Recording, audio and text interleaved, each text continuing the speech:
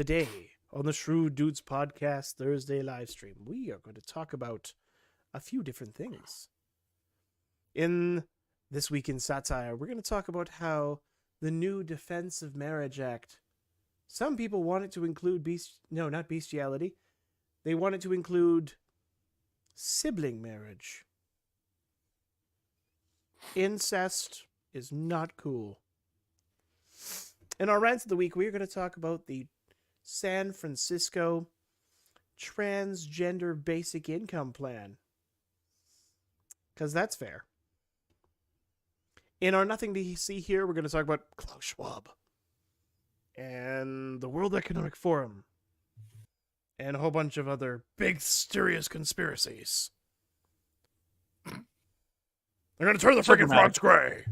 So dramatic.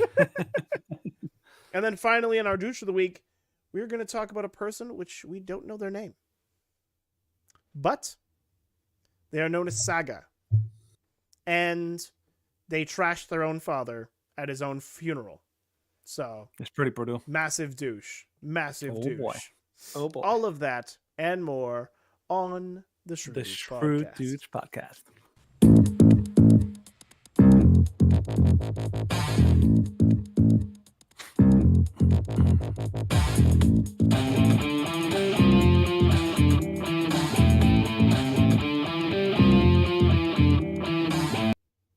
All right, we are back for another Thursday live stream. Welcome back. We are hoping that the changes that I did while we were away have fixed any intermittent issues that may have shown up, which were still somewhat present on Tuesday. So we will see how things go. I updated some programs, updated Windows itself. Please, Lord, carry us through this live stream. And otherwise, oh Lord, may the Holy Spirit guide us through. Place a hedge of protection between us and OBS. That's right. Send your spirit to guard the stream. Exactly. Anyways, the streams of as you guard the streams of life, guard the streams of this podcast. Oh my goodness. That's right. We're incorporating all of it. We're incorporating all forms of blasphemy today. All the power. All the power, yeah. Anyways, for those who are just joining the stream or who have not been with us in a long time, we do a live stream once a week on Thursdays at 8 p.m. Mountain Time. We stream on YouTube and on Twitch. If you want to join the conversation, it is easiest to join it on Twitch. Just because that's where we have the most people watch, and it's easiest to go back and forth. It seems to be like the most simple one, I find. Well, Twitch it's a platform made for live streaming, which sometimes is bad because apparently they've discovered that Twitch has a connection with like grooming kids. Lovely. So that's great, but we don't use our channel for that. We want to protect kids. To be fair, though, is there really any kind of social media platform that is not in some way compromised? That is true. Twitter is like I remember reading a story that Twitter was like terribly compromised for porn. Mm-hmm. Instagram is porn central. I was like, whoa, like that's bad. Yep. And apparently I was listening to some podcast. Somebody who's an expert in, protecting children and all that, talking about the dangers for parents. And he was saying like, yeah, one really common way for kids to get around parental controls is Discord. I was like, oh, lovely. That's like, there's literally, you have to be really on top of your game if you're a parent protecting your kids from the online danger. So good luck, parents. Stay on top of it, but just you need to be aware. I am the danger. Oh my goodness, it's terrible out there. But do you remember that from a few months ago, Danny? Where it was like the Facebook sent like a warning out to some people, and it's like how to keep yourself safe from dangerous misinformation. And of course, like you and I did not get this warning. And it's like, if you don't get a warning about dangerous misinformation on Facebook, then you're the dangerous misinformation. And it has the Breaking Bad guy, I am the danger. And I'm like, yes, I am the danger. That's like the Ralph Wiggum meme was like, I'm in danger. Exactly. It's like, that means we have a gigantic target on our back or on our front, like like that red dot. I could almost see like the red dot like just appearing on screen as we're talking, be like, oh great, we're being targeted. Oh great, this can end well. Yeah. But you know what? We could start with all sorts of like the world's a really crappy and dangerous place. But a good way to start, and to start with a little bit of levity and more fun and all that, is to start with some of the funniest things that we experienced and saw this week. Brought to you by the letter A for awesome. Bring it away, Stephen. Okay. Or D for delightful. Or S for salty. Or sweetness. Either one. Either or. Anyway, Sweet and so this salty. is a segment from Freedom Tunes. This is from last week, but it's just funny all the same. I thought it was Why really do good. these elections take so long to call? 1,004,836 votes. 1,004,837 votes. What Elmo wishes you would hurry the Now I have to start all over. 1 vote. 2 votes. Brought to you by the letter M for mail-in ballots. You know, and now I know that's just kind of humor, but to be fair, a lot of people were making that comparison. They're like, how do you only count 64,000 ballots in a single day, in an entire day? Yeah. When some states count their entire election. Florida counted what, like 2.5 million in a day? In a day. So it's not that far off from the truth. It was just ridiculous. Like, it's an embarrassment. Oh, it is. So that's why it's funny. Arizona Funny and 'cause it's Nevada. true. We are looking at you. That's right. Anyway, so now we're going to go into the regular This Week in Satire. And my left eye is tearing up for some reason. I Uh-oh, have he's some twitching. dust. I He's think twitching. I got some dust in it. It's getting twitchy. So- Hopefully no planks in there. I think I'm okay. I think I'm okay. Want me to read this one since you're half blind basically right now? I can do it. Yeah, you sure? Okay, Ilhan Omar asks if she can quickly add one more kind of marriage to the Respect for Marriage Act. With the Respect for Marriage bill to codify gay marriage nearing final passage, Representative Ilhan Omar has asked for an additional amendment to allow another form of marriage people might want to take advantage of from time to time. Okay, how do I do this? I need to do like I don't think it's possible. Middle Ilhan Omar is Eastern, just, but whiny accent. she's very screechy.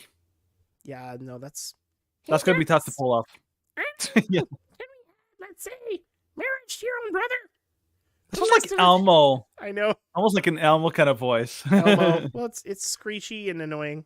No, well, she's got more of like, Oh yeah, almost she has like the a dull booming sonorous voice. It's like, hey guys, I don't know if we can add, let's say, marriage to your own brother to the list of officially recognized marriages, said the congresswoman from Minneapolis. She has like a little lower voice. Yep. Like it's not like a high pitched voice. Like, say, if you want to rig the immigration system in your favor by marrying a relative, then maybe we should just go ahead and legalize it, just in case. Not that I would do that myself. Don't be silly. Yeah. The congresswoman has requested the new law be retroactive to cover anyone who may have engaged in this activity in the early 2000s. None to see here. That would ensure we, cover our bases and stuff. She said. No, you're still too high. It's like I know. that would ensure we like. How do you do it? It's yeah, it's like almost like it's like that would ensure like she has this like ooh like kind of sound when she speaks. Yep. Like I don't know how to emulate it. It's difficult to do. I need a voice coach for this one. Yep. So, But Senator Mitch McConnell condemned the proposed change, adding that sibling marriage only works in his home state of Kentucky and shouldn't be rolled out nationwide. At publishing time, of course, Mitt Romney also requested a last-minute amendment legalizing polygamy. oh, it's all good. It's all good. Polyamory, polygamy, polycules. Have you Again, seen that video again. for the polycules? It's just like, No, I didn't see it. I feel like there I'm was this missing out on this crazy, stuff. like, this one woman, and she's like, so Kevin over there and I, we've been dating for 8 years. And then me, Kevin, and Kit, this other guy, have been dating each other for 3 years. And then Kit has been dating so-and-so for like 6 months. And then me and Kit and Kevin and this other person have been dating for a few months. And we all decided to move in together with our like 2 kids. Yep. And I'm like, That's pretty bad. Yikes. This is like, the because Ben Shapiro talked about this. The idea that once you remove any kind of like a boundary, then it's a slippery slope. It's a slippery slope because then if you can say marriage is whatever you want, marriage is not just man and woman, one man, one woman. It could be like one man to one man or one woman to one woman. Once you've done that, you cannot justify any other boundaries, which is why Ilhan Omar marrying her brother is totally cool, and why polygamy is totally cool, and it's just going to explode from there. So, what is that wonderful phrase that people say when they kind of see this thing? Oh yeah, that's right. I told you so. Yep. Like, everyone told you so. Like we all knew that this was coming. The second they redefined marriage, it's like a Pandora's box. You know the concept of Pandora's box, right, Stephen? Oh yes, of course. Basically, like if anybody knows, Pandora's box comes from Greek mythology. The idea is that there was like a box that one Greek man was told not to open, and the second he opens it, sorts of terrible, horrible things. Wasn't there a box though? It was an actual thing, but it's a box. But it's called Pandora's box because Pandora was the woman. So then it was named after the woman. Yes. And then, but the person opened it, and some terrible evil emerged. Yeah. And the whole concept is that once you open it, you can't undo it, right? Mm-hmm. That's I think what the concept is, and that's what I think this is with basically the rules for sex.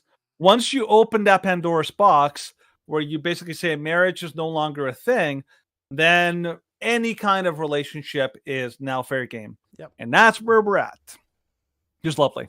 Lovely garbage. Just lovely. Yeah, it's basically our society is going downhill downhill in a very big hurry. Like here's the cliff, and here's the bottom where everything falls and absolutely destroys. We're about right there, right there. Cliff, like right near the bottom. Yep. We're definitely heading there fast. So lovely. Mm-hmm. But these are the people. So Ilhan Omar is a great example of people that are basically gaming the system. But let's take a look at somebody who actually gamed reporters in a delightful way to this week. It was so good. I laughed so hard when I first saw this on the quartering. Oh, Elon.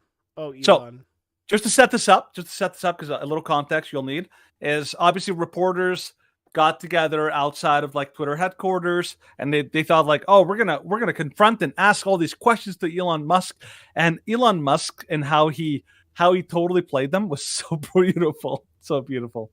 So this is the video from outside of Twitter headquarters, I think it was. No, you went to the wrong place. What were you doing? What are you thinking? No, I clicked on the profile. I didn't. Oh, shame. You did? Okay, there's the SUV coming out. Oh, where is he? Where's this Elon? Where is it? Oh, he's coming to say hello. Oh, wait. Oh my god. Wait! Oh! Gould! Escalade blocked. You got totally played! Son! Yep. Oh, so good. It It was funny because, normally, like a pro. Normally, whenever people are confronted in public, like AOC or pretty much any major figure, they basically just avoid, right? But this was actually like him playing them. So, oh yeah, it's great. I thought it was really good. I thought it was very good, very very epic. Laugh, Steven, laugh! Ha ha ha! He just doesn't have a sense of humor today. Well, it's terrible, terrible. You better not have that kind of humor for Christmas. I want to see some Christmas spirit. But Christmas spirit is not humor. Christmas spirit is joy. Yeah, which is it's a distant cousin to humor, so they're kind of related. Mm-hmm. Very close. Yeah. He's definitely feeling it today. Mm-hmm. Yeah, Mhm. I was cold and Whiny. maybe. I would say whiny. Definitely up there. Not as whiny as some other people, but I was whiny. All right. Well, we'll All allow right. it. It was cold outside. So we will go But from being take us whiny into the next to section. ranty. Red alert.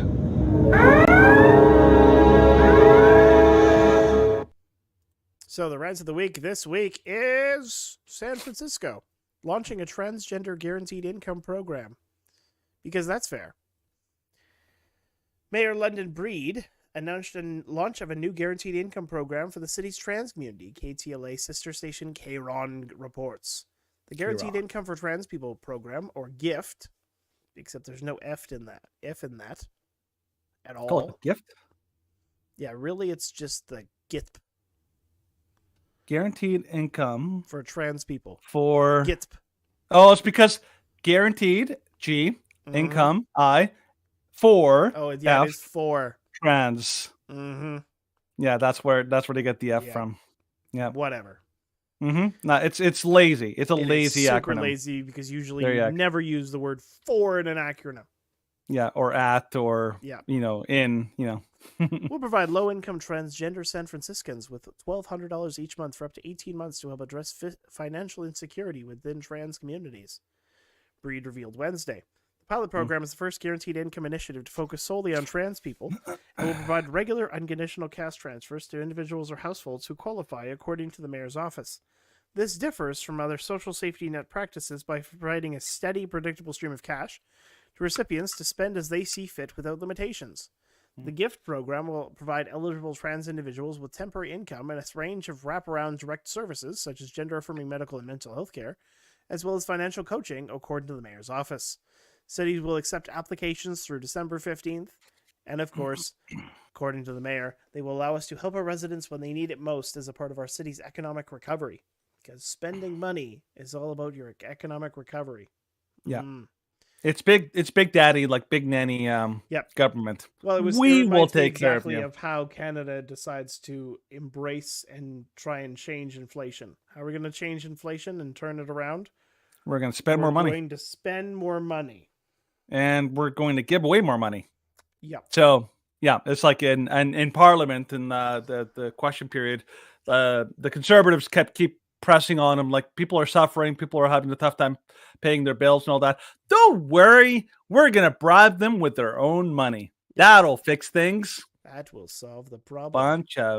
Bunch of like I just don't want to say a mean word, but I'm like, yeah, bunch of pricks. I mean, seriously, like seriously, that's like the most like condescending thing you can do. It's bribe people with their own money.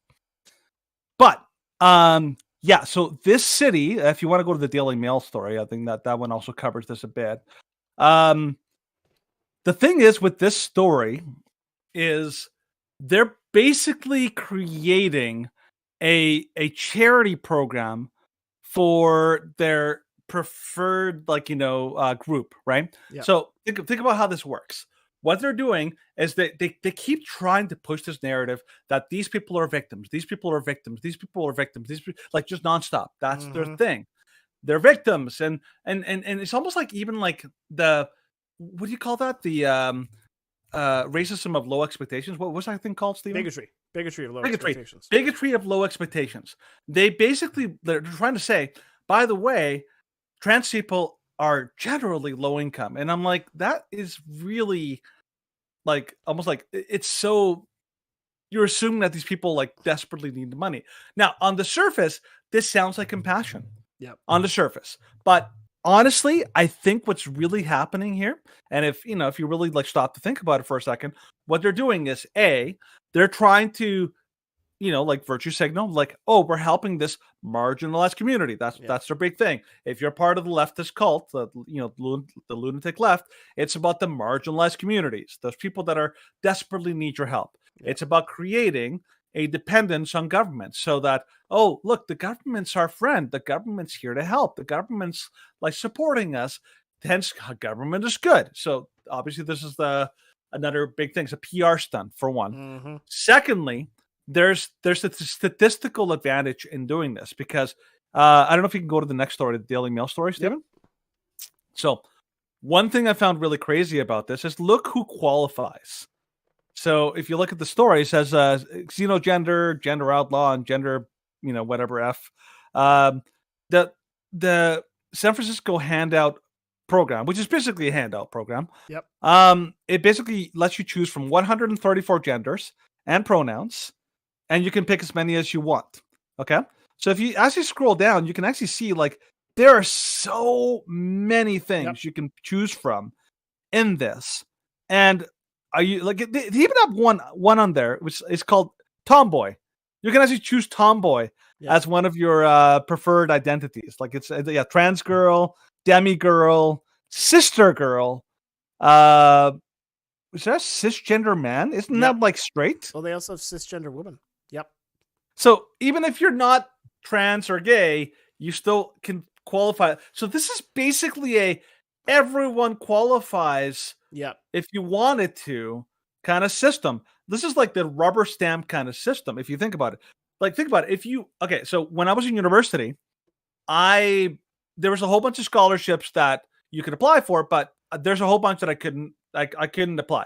I couldn't apply for the ones that applied to women, the ones that apply to, for example, people, Native communities. I couldn't apply to ones of marginalized communities of like the, BIPOC communities. Mm-hmm. But now you can apply to all of these. You can get all this free money. How does that help them? It makes it sound like their numbers are higher than they really are. Because let's say, for example, you are a person living in San Francisco, you're poor, you don't have a lot of money, and the government's saying like, hey, by the way, if you qualify for this, you get a lot of free money. Is it possible for you to game the system, Stephen? Well, it would be hard. Seeing by everything that they're allowing on this, it'd be hard not to game the system. Basically, everyone can get there. Mm-hmm. What? A whole bunch And of so new that homeless people are going to be getting $1,200 a month from the government, and that allows them to pump the numbers up. It's like that meme that what's it called? Matthew McConaughey meme. Like, those are rookie numbers. We need to get those numbers up. Yeah. So this allows them to increase the statistics for trans people. However, I've also heard, like, I think, like, I don't know if it's this article or the one before, I've also heard that they basically argue that, or they made a claim that, oh my goodness, like, the amount of people that are dying or being hurt by, by crime against transgender people is exploding. And they were like, oh my God, they're so like, right. Okay. Actually, at the bottom of this, San Francisco of the Daily Mail article. So if you go down to the very bottom, where like it's all highlighted in this kind of a pale green at the very bottom. This is one of the claims that they make. So, by the way, these are all the stats for San Francisco and how it's deteriorating. But keep going down.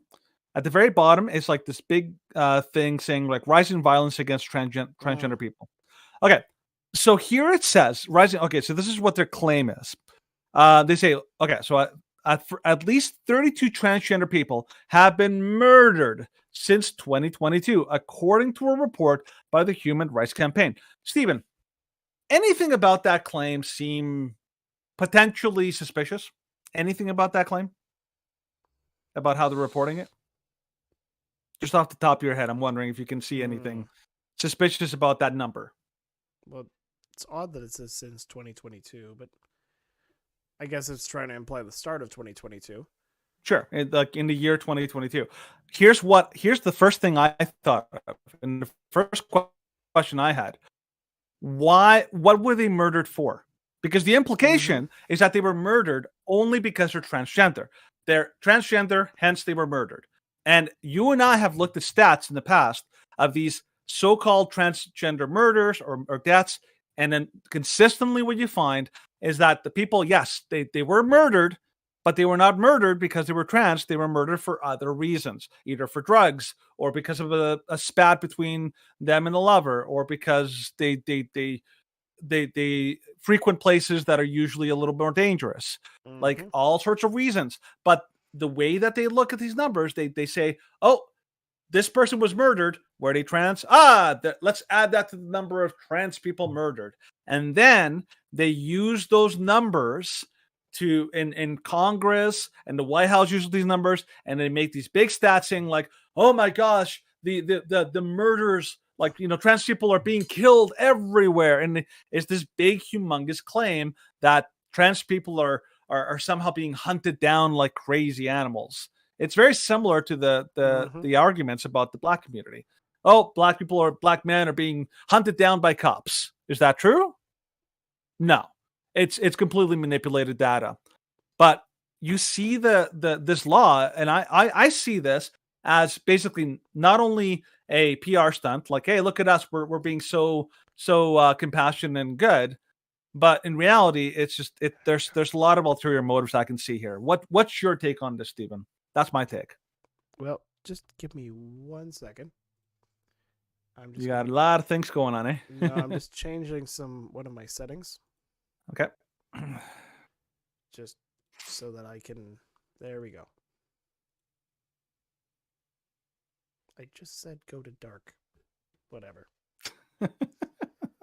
Brightness beyond belief. Yeah, you got Anyway, this. but no, like the first thing that I actually thought of when I saw this policy Mhm. was because, of course, we've been talking about universal basic income on the show for a very long time. And that's nothing new for us. No, it's very, very common. Very common. But one thing that's sort of interesting, and I kind of assume this is the first step, is they want to make universal basic income only available for certain people. Mhm. And it's universal basic income for those who adopt the mantra and the kind of mentality of the left, because those are the ones that are accepting the narratives that they want you to accept. That being said, That's a good point. this is only where it starts.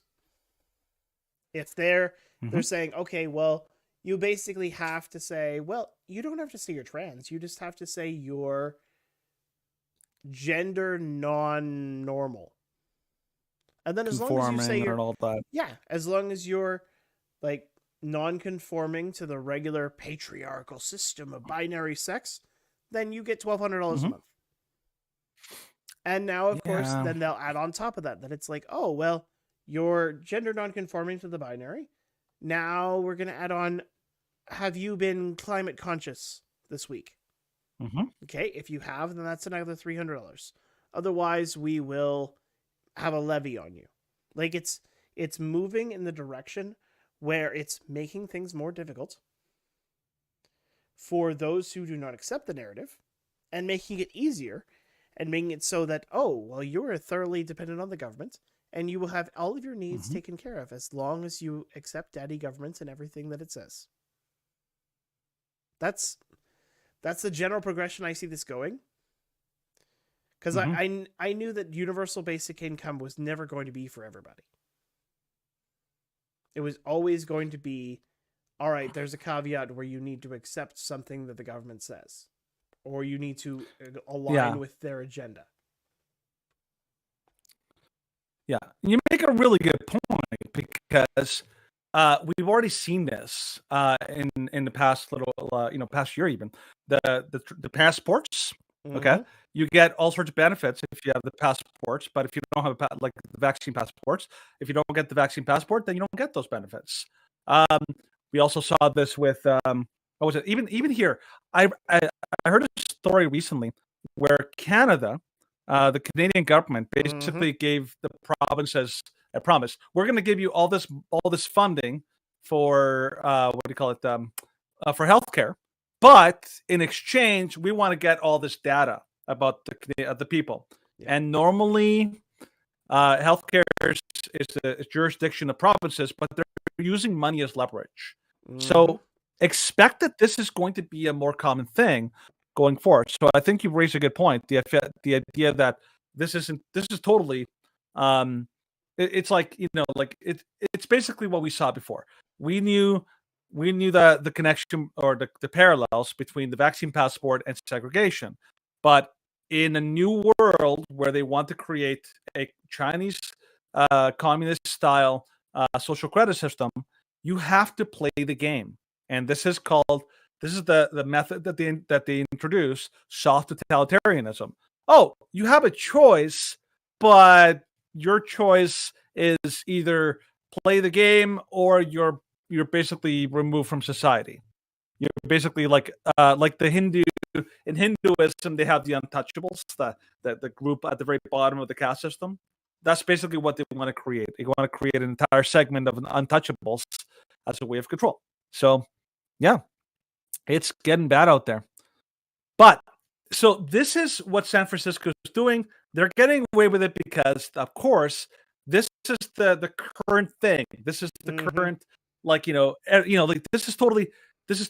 They get away with it because, like, right now, transgenderism is sacred. It's the sacred cow. You cannot speak against this sacred movement. And a good example of this is what happened recently in New York City during what's called the Let Women Speak event. Okay? So, Stephen, I'll let you take us into that one. This shows how they basically get away with whatever they want because they're the only ones protected. Everyone who's not with them is our enemy. So take us into that story. I'm just responding to somebody saying hi on YouTube because that's a rarity. Hello, Mike. Anyways, but let's go to the thing which you wanted to talk about on Blaze. So, well, it's related. Yeah, it is. And apparently we're having some issues right now. It's with OBS? Yeah, it's slowing me down intermittently. It's not as bad as it was last week, but it's still bad.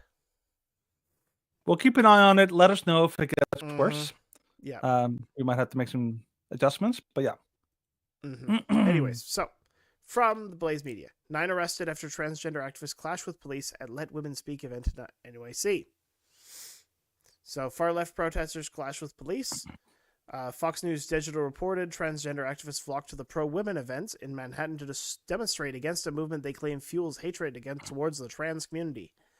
Monday's rally in New York was the last of 10 stops in the 4-week Let Women Speak tour, hosted by Kelly J. Keane, a British women's rights advocate. The event gathered women across the nation to give them a chance to speak about the danger and impact of leftist gender ideology. In a video, Keane stated that she could not attend the event because the New York Police Department refused to escort her to the rally. My event's going on without me. I think this is indicative of the United States in 2022 and how they feel about women speaking. Leftist protesters yelled over the speakers and called the women TERFs, which stands, of course, for trans exclusionary radical feminists. Yeah, but by the way, that's how the lunatic left how they wage battle. They make up new words and turn them into basically a stigma bomb, which is basically they throw it out there and they put you on the defensive, make you sound like you're the bad guy. That's her whole shtick. Oh, 100%. At one point, demonstrators chanted "TERFs go home." In footage, the NYPD can be seen instructing the transgender activists to disperse to prevent blocking traffic. However, most activists appeared to ignore the order, and some even confronted police. Yeah, you should probably highlight the spots you're reading, Stephen, so we can follow. Okay. One leftist activist seen the footage ringing a bell next to the ear of an uniformed police officer. Uniformed. Another protester is captured on video repeatedly yelling at pro-women attendees, "I'm gonna beat your ass. These hands do not discriminate. I will F you up," the leftist protester continued. Atlas Lee Reed, a demonstrator who showed up to protest against the rally, told CBS News, "We are counter-protesting a group of TERFs who are trying to persuade people that trans people are sexual abusers and the trans kids are being forcibly mutilated." Well, that's essentially true. That's pretty much accurate, yeah. Yep. The outlet reported that flyers were posted around the area to encourage people to show up in protest of the Let Women Speak rally with noisemakers. So yeah. So what you need to kind of summarize what's going on here. Okay, so the trans initiative in San Francisco, it's beautiful, it's perfect, it's amazing. That even though it has a million problems, and it's totally totally discriminating against anyone who's not in that community, but that's totally cool. Whereas here in New York, there's a group that wants to speak freely about this, and they're being shut down. They're being shouted down. And I bet you anything, if you read any leftist any leftist article, which I tried to find some leftist news source on this incident. I didn't see one. I think the Blaze was one of the only ones that I found that actually talked about this one. But the people in the trans community totally excused. They could say whatever they want. They can do whatever they want, no problem.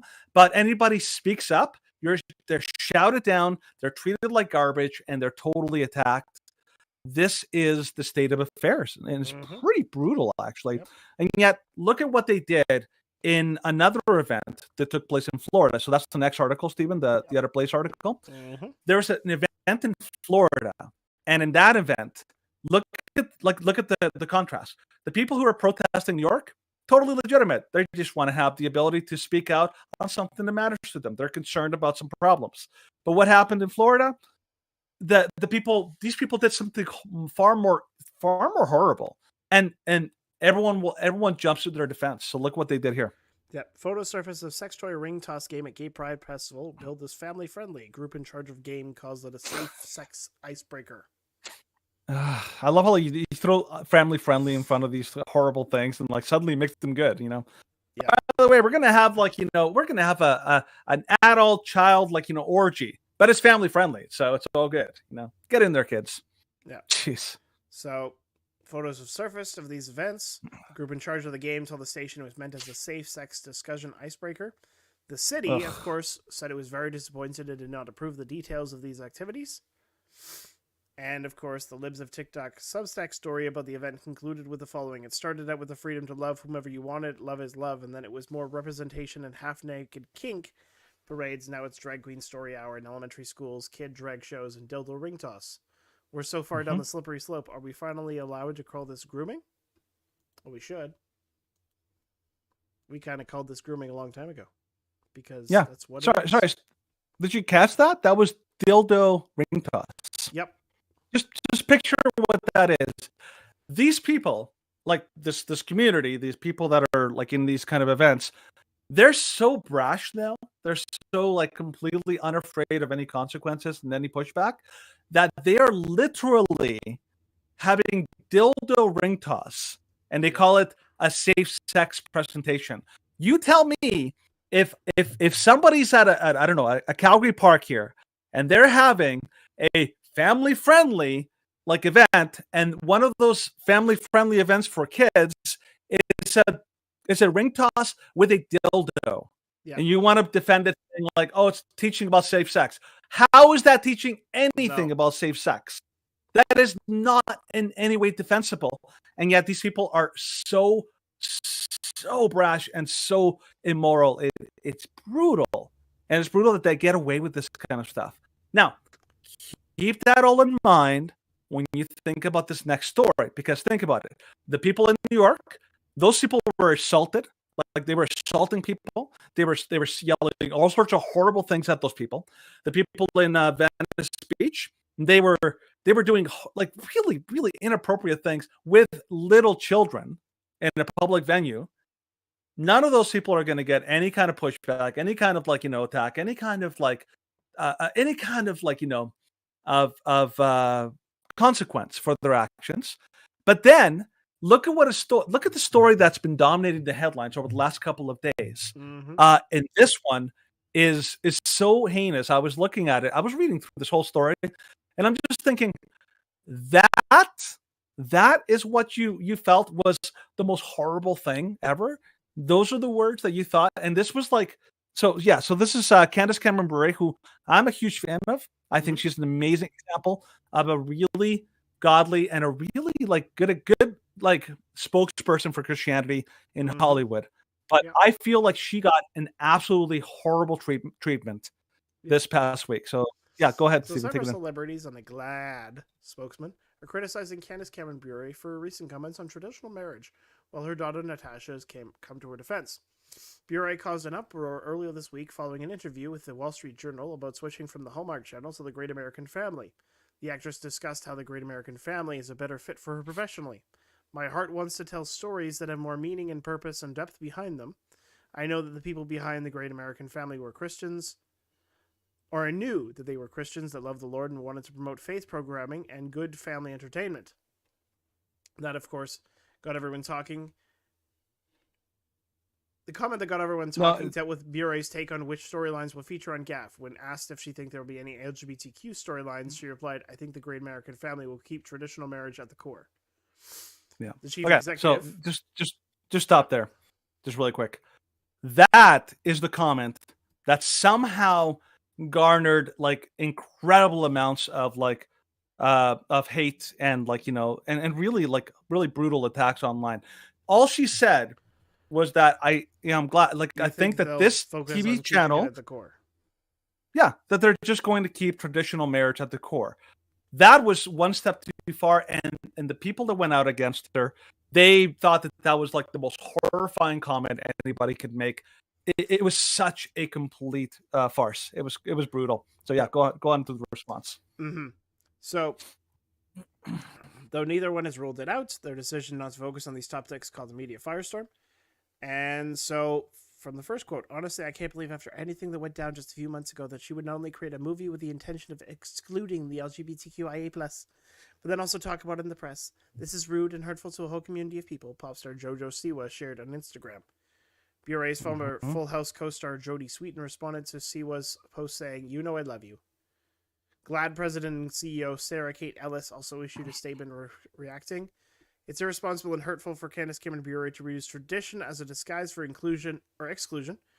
Ellis said during Deadline, "I'd love to have a conversation with Bure about my wife, our kids, and our family's traditions, but Bure is out of sync with a growing majority of people of faith, including LGBTQ people of faith." Yeah. That doesn't exist. No. That's a total Who know farce. that LGBTQ couples and families are deserving of love and visibility. She called Bure's comments hurtful and harmful and insulting to LGBTQ employers, as well as employees, as well as employees with LGBTQ friends and family. Hillary Burton Morgan lashed out as well. "Bigot," she wrote on Twitter. "I don't remember Jesus liking hypocrites like candy, but sure, make your money, honey."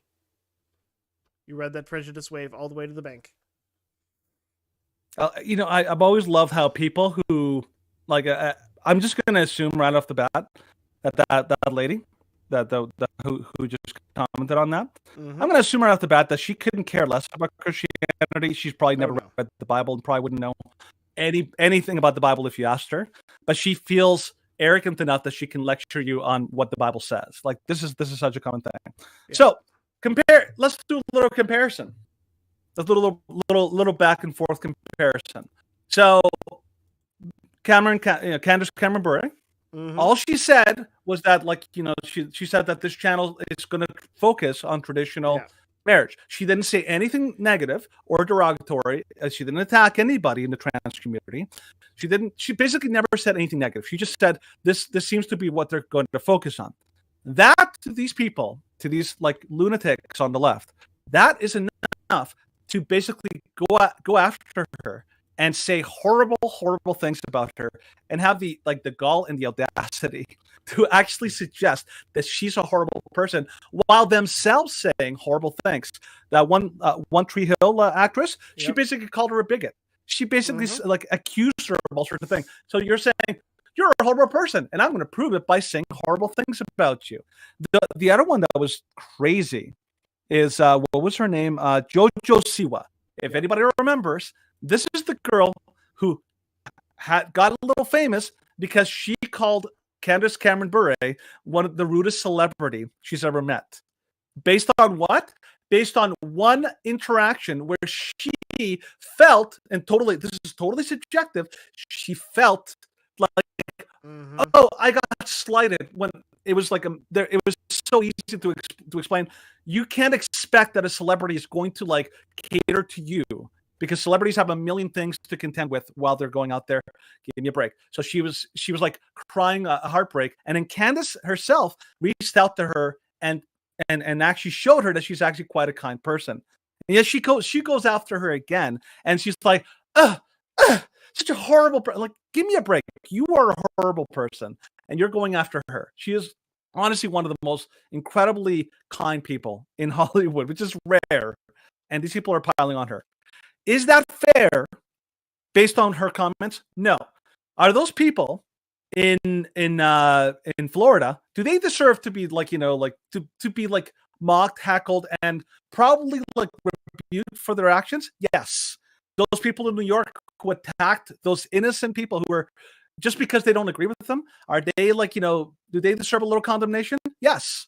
Do they get it? No. This is the brutal thing about what's going on right now, is that the villains, the bullies, and the people who are by far the most vile, vindictive, and vain people out there, they basically get a blank check. They can attack people all they want if they don't disagree with them. But if they get attacked, it's like, oh my gosh, I am the ultimate victim.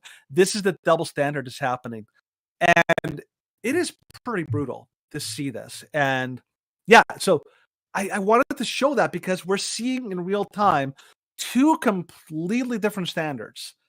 If you're part of the trans community, you are protected, you're sacred, you're beautiful. Everything you say and do is perfect, and you can never, and the only thing people are allowed to say are, you're awesome, you're great, I love you.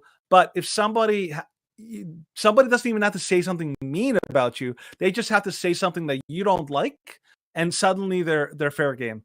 This is the society and it's a horrible society, because the villains are being praised and lauded and applauded as the heroes.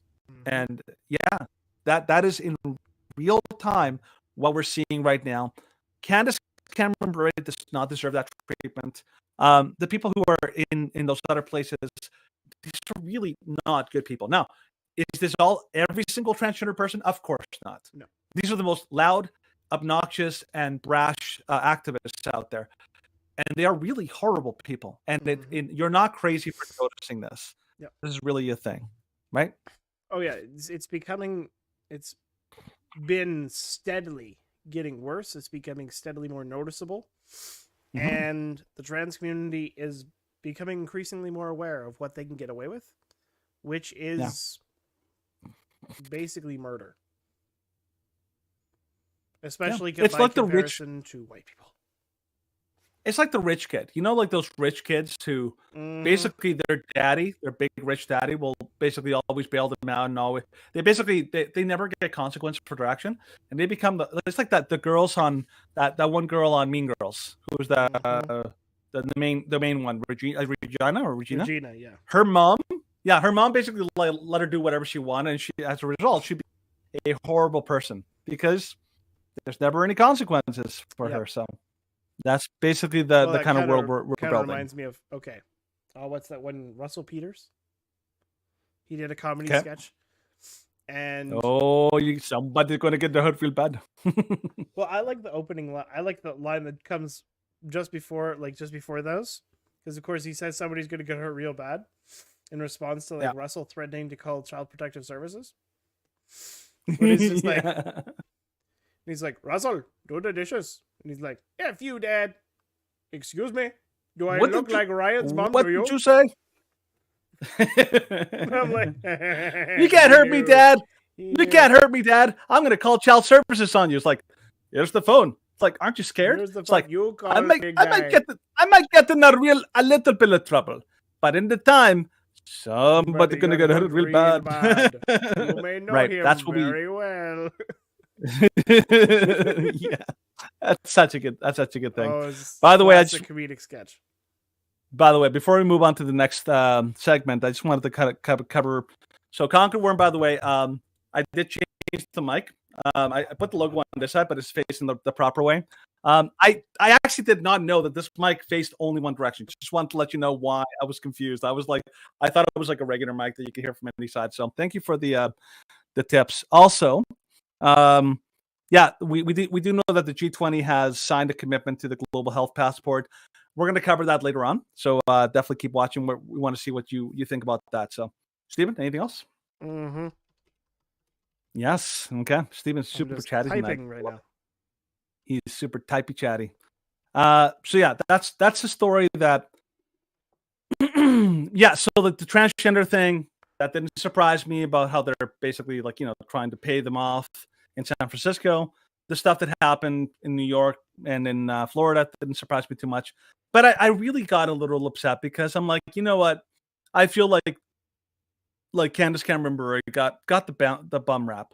It's like, when you see people, really mean-spirited people, like attacking and hurting somebody who's actually a good person, your natural instinct is to be like, like you get angry because you're like, that is not okay. Well, It's like you if want to defend the innocent. You want to defend, yeah, because Candace is legitimately someone I am so proud of. She is, when she was on The View, when she was attacked in so many different places. The problem right now is that the way society is operating is they're basically telling you, if you're a good person, if you don't play along with our game, we're going to shut you up. And we're going to make you scared of saying, to the point where people are scared. This is the soft totalitarianism. And you're not crazy for wanting to defend what you truly believe in, but they want to scare you into not saying anything, to not speaking. This is what they're trying to do. And these are like, don't be intimidated into believing that you're a bad person for saying what is true. These people are the bad guys. They're the ones that are doing the wrong thing. It's not like all opinions are valid. They're like, no, shut up, stop talking, shut up. That's what this is. This is intimidation at the very highest level. And you're not wrong for believing that these are bad people. And I have no problem saying that, because like that One Tree Hill person, even Jodie Sweden, because there was a little note there that she chimed in. But what did she do? She just jumped in there for that sweet little virtue signaling praise that you get for joining in with their side. It's like, we know we love you. Oh, now she's like the good guy. Now everyone's like, Jodie Sweden's so great and lovely. You're gonna get the accolades. What this is, it's nothing more than getting rewarded for doing evil. Imagine like a bunch of kids at the playground in a school, and one little kid is getting picked on, getting like spat on, and they're kicking dirt in their face and all that. You're just jumping in and being like, yeah, they're ugly. And everyone's like, yeah, you're right. They are ugly. Yay. It's like, you're not a good person for jumping in. You're basically getting in there for cheap accolades. And so I hate to say it, but Jodie Sweden, like, her actions show that she is she's really like self-centered. That's what she is. She's not a good person. She's not compassionate. She's not loving. There's no goodness there. Candace is actually taking a real chance and a real risk. That takes bravery and courage, and there's a real cost for her. She's actually a hero. Jodie Sweden is nothing more than she's basically just cashing in on a cheap shot. And that's what she did. So, not cool. I lost a lot of respect for Jodie after that whole thing. She just basically threw somebody who was her colleague and her friend under the bus. And that is not a good person. Sorry. So I don't know. I'm done. I don't know if you got other stuff to do, but nope. Okay. Nope. Ready to move on? Yeah, I'm ready to move on. Let's talk about the news you may have missed. To discuss the news that you may have missed. You may have missed. Which, considering my eye is bothering me, I'm going to miss a lot. Yeah, we believe in you, Steven. We believe in you. All right, so from the New York Post, House GOPers to probe if Joe Biden compromised over shady Hunter deals. Well, that's like most obvious thing since sliced bread.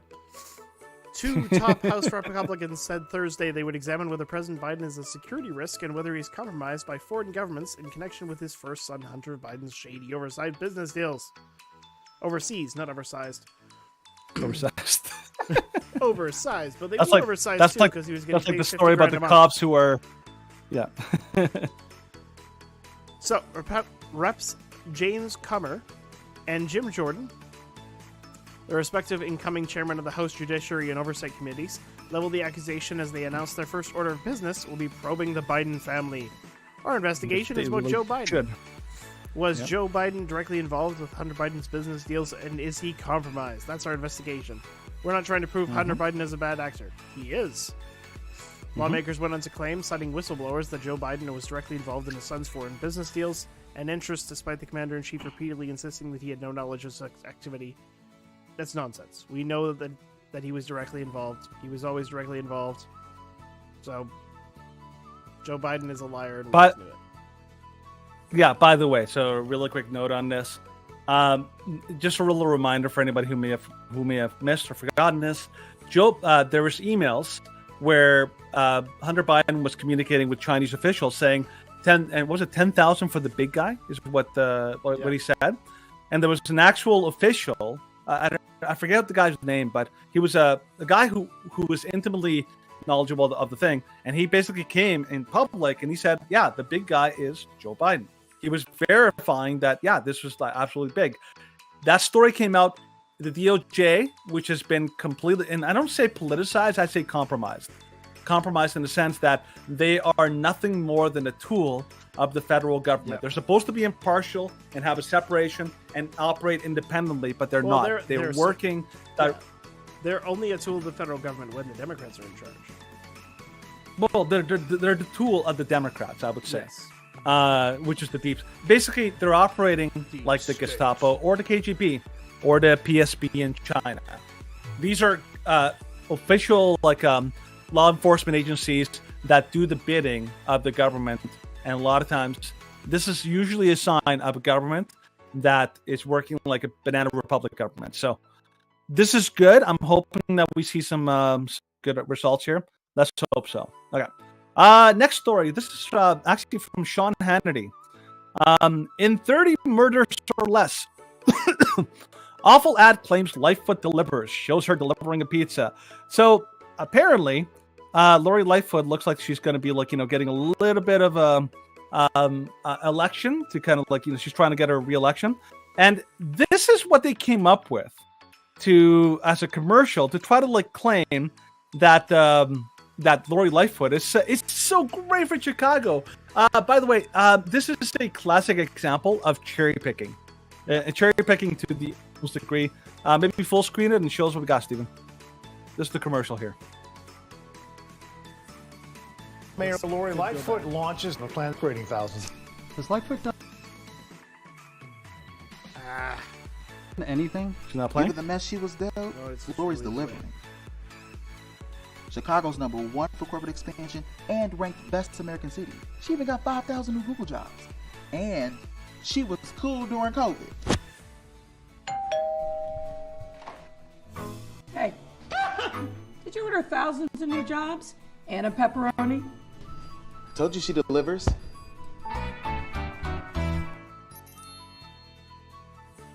Ah. All right. I know.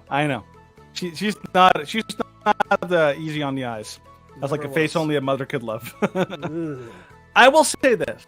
I will give a little credit for as far as production value goes. This was decent. Yep. It's a decent commercial. It's well done. We've seen some bad ones. Remember the one with Barack Obama talking to that guy underneath the table and about the elections, whatever. We saw that one last time. You have to get that was cringe. cringe. The table, and it's really Yeah, and it was so bad. Or that one commercial with that Democrat politician about abortion, about the mother getting arrested by the cops, and it was such a it was such a complete nonsensical. Well, those are best bad response to commercials. That was the Freedom Tunes video. What did they say? It would be you had a miscarriage, so we have to arrest you for not bringing one of your 10 forcible pregnancies to term. And it's we just barely dodged the uterus tax because we're men. You don't understand. I have a uterus. Yes. All right, so responding a little really quickly to Conquer Worm's comment. No way Chicago's a good city, let alone best. This is a good example of what they do. This is cherry picking at its finest. They literally found basically any stat that they could use in their favor, and they chose to completely ignore the fact that Chicago is one of the most dangerous cities, not only in the States but in the world. It's such a crime-ridden city that people are fleeing it like rats from a sinking ship. Like major, massive corporations have moved their headquarters from Chicago out of the city. The city is a giant mess in so many different ways. Like, I bet you for every single positive claim that they made here, there you could probably find a 1,000 negative claims about Chicago. It basically what they did is they cherry picked. So, well, I'm sorry. Just like no. Chicago Sun-Times, Chicago crime rate, the talk of other United States city. It's a common media-driven perception that Chicago is a terribly dangerous place. Most dangerous cities in America ranked by 2022. How is Chicago rank in this? By the way, I heard this. I think somebody 50 to. Yeah. One of the things that I heard them say before is that what they'll do, again, this is lying with statistics. They'll say, well, some of the most crime is in like a lot of these red states. Yeah, but those are not serious, like dangerous crimes. Those are petty theft, like, small scale kind of crimes. The cities with the most like high level crimes, like murders, rapes, and like violent crimes are still Democrat cities by far. It's not even close. So like this list, but they of course, try to is like really biased because they have Chicago as 31st. It's like, of course, Chicago is close to being as dangerous as Detroit, and Detroit is number 1 for the worst. Yeah. Again, this is lying with statistics. This is what they do all the time. CBS News, of course. Remember, they're basically nothing more than what was that? Is it Pravda? Like what's that? The Soviet Pravda. Mm-hmm. The Soviet, the state-sponsored news that basically is a complete liar, but they pretend to be legitimate news. They're nothing more than the state propaganda. CNN News, that's what they are. CBS News, that's what they are. So that's that story. So that's Chicago. Yep. They're lying to you. Take the next one, Steve. Now to the insanity of Canada. Actually demonic. Read a mainline Canadian denomination's prayers to help people commit medically assisted suicide. This is really terrible. I have an account, so ha in your face. I will pass the reader's pass. Log in. Just do it. Okay, now I need to go back. Don't tell me to upgrade my subscription.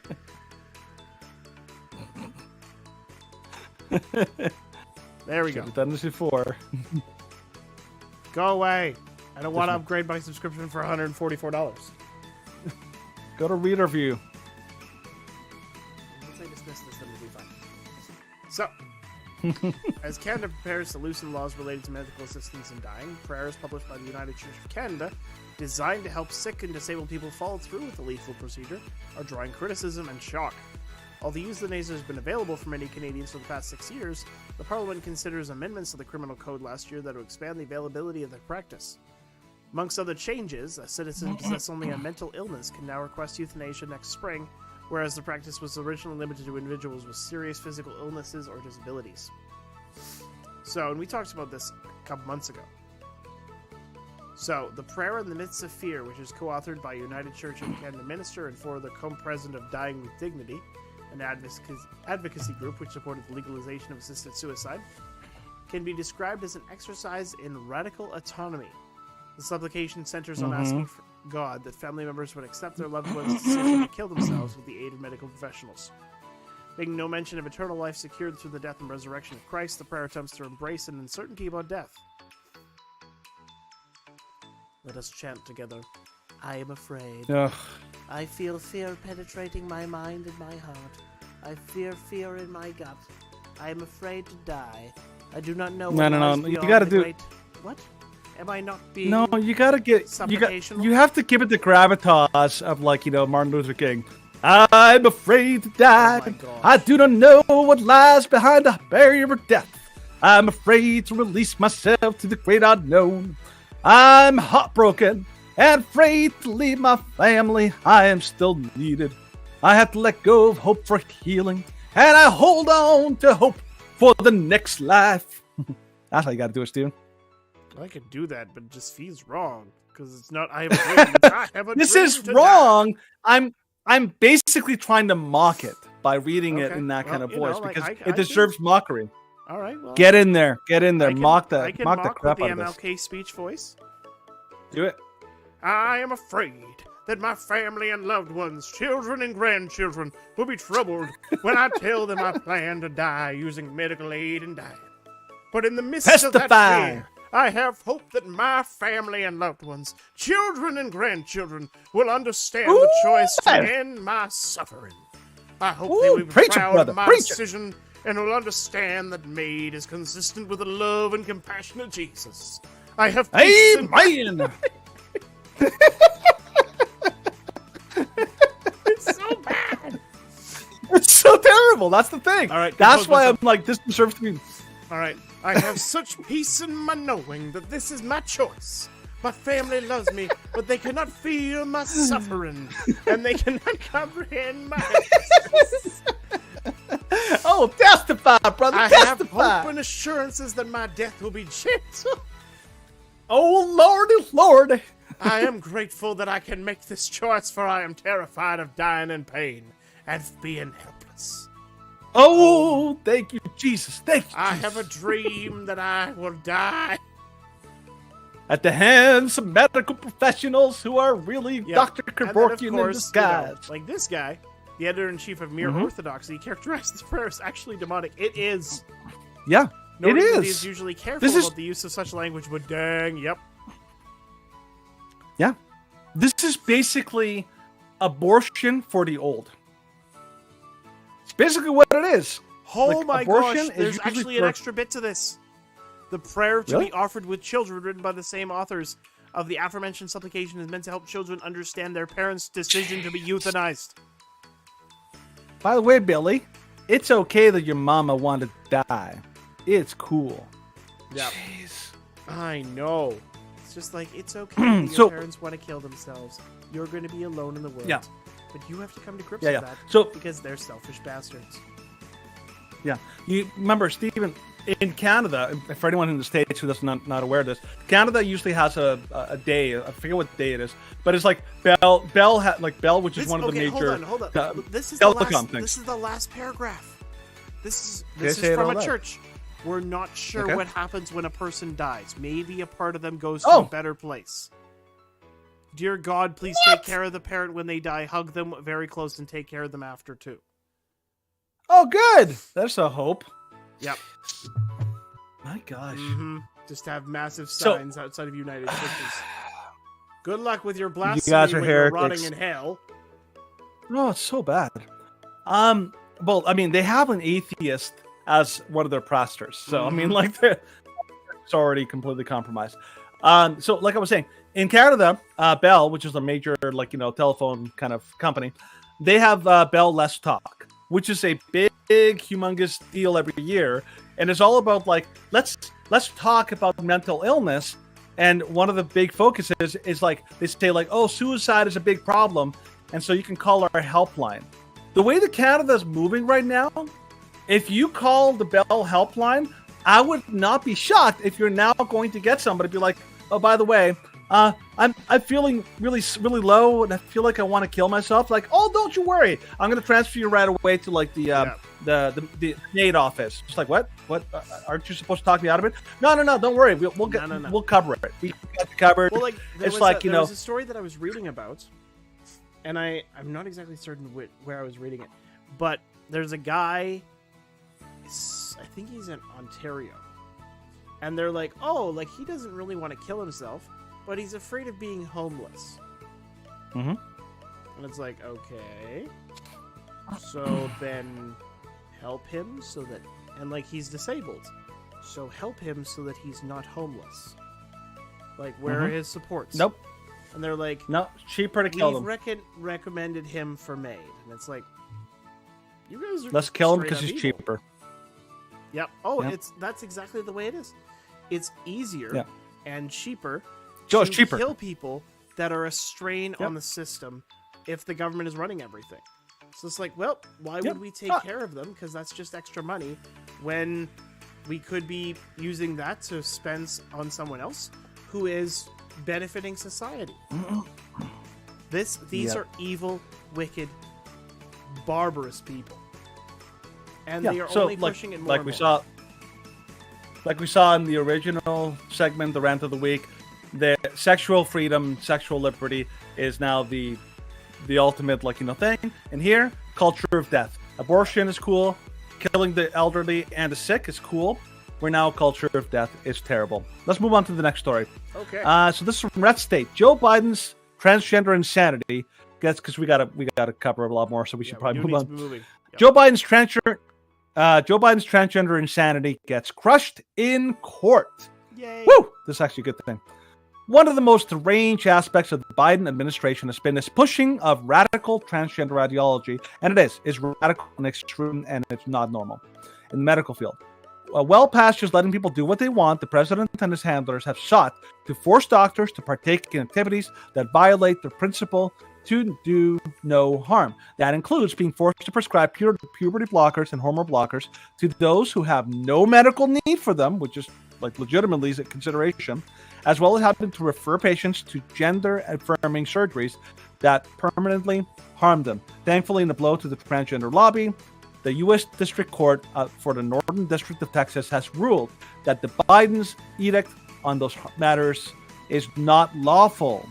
So this is from, obviously, was filed by the AFL, America First Legal, and they got a massive victory from their clients and doctors all across the United States. Basically, what this means is that you're not going to be able to force doctors to do this stuff, which is amazing, because it's basically like the MO of the transgender activists, fanatics, is nobody's allowed to say no to what I want. What I want happens, and nobody can say no. That's how they operate. Thank goodness. And by the way, one thing I love about the American system is that you can actually get judges that will block these things. Canada is a joke. You cannot get judges here to block things. It is brutal here in Canada. Thank goodness for the American system that they actually can get this stuff done, and that Joe Biden is stopped in his railroad train of the system. Thank goodness for that.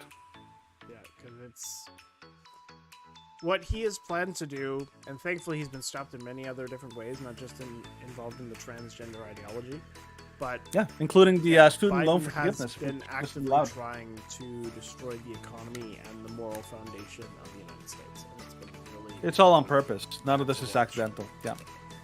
Oh, yeah. Anyways, so take it away, Steve. True North, Danielle Smith, fires 11-member AHS board, replaces them with lone administrator. Woo! Small government.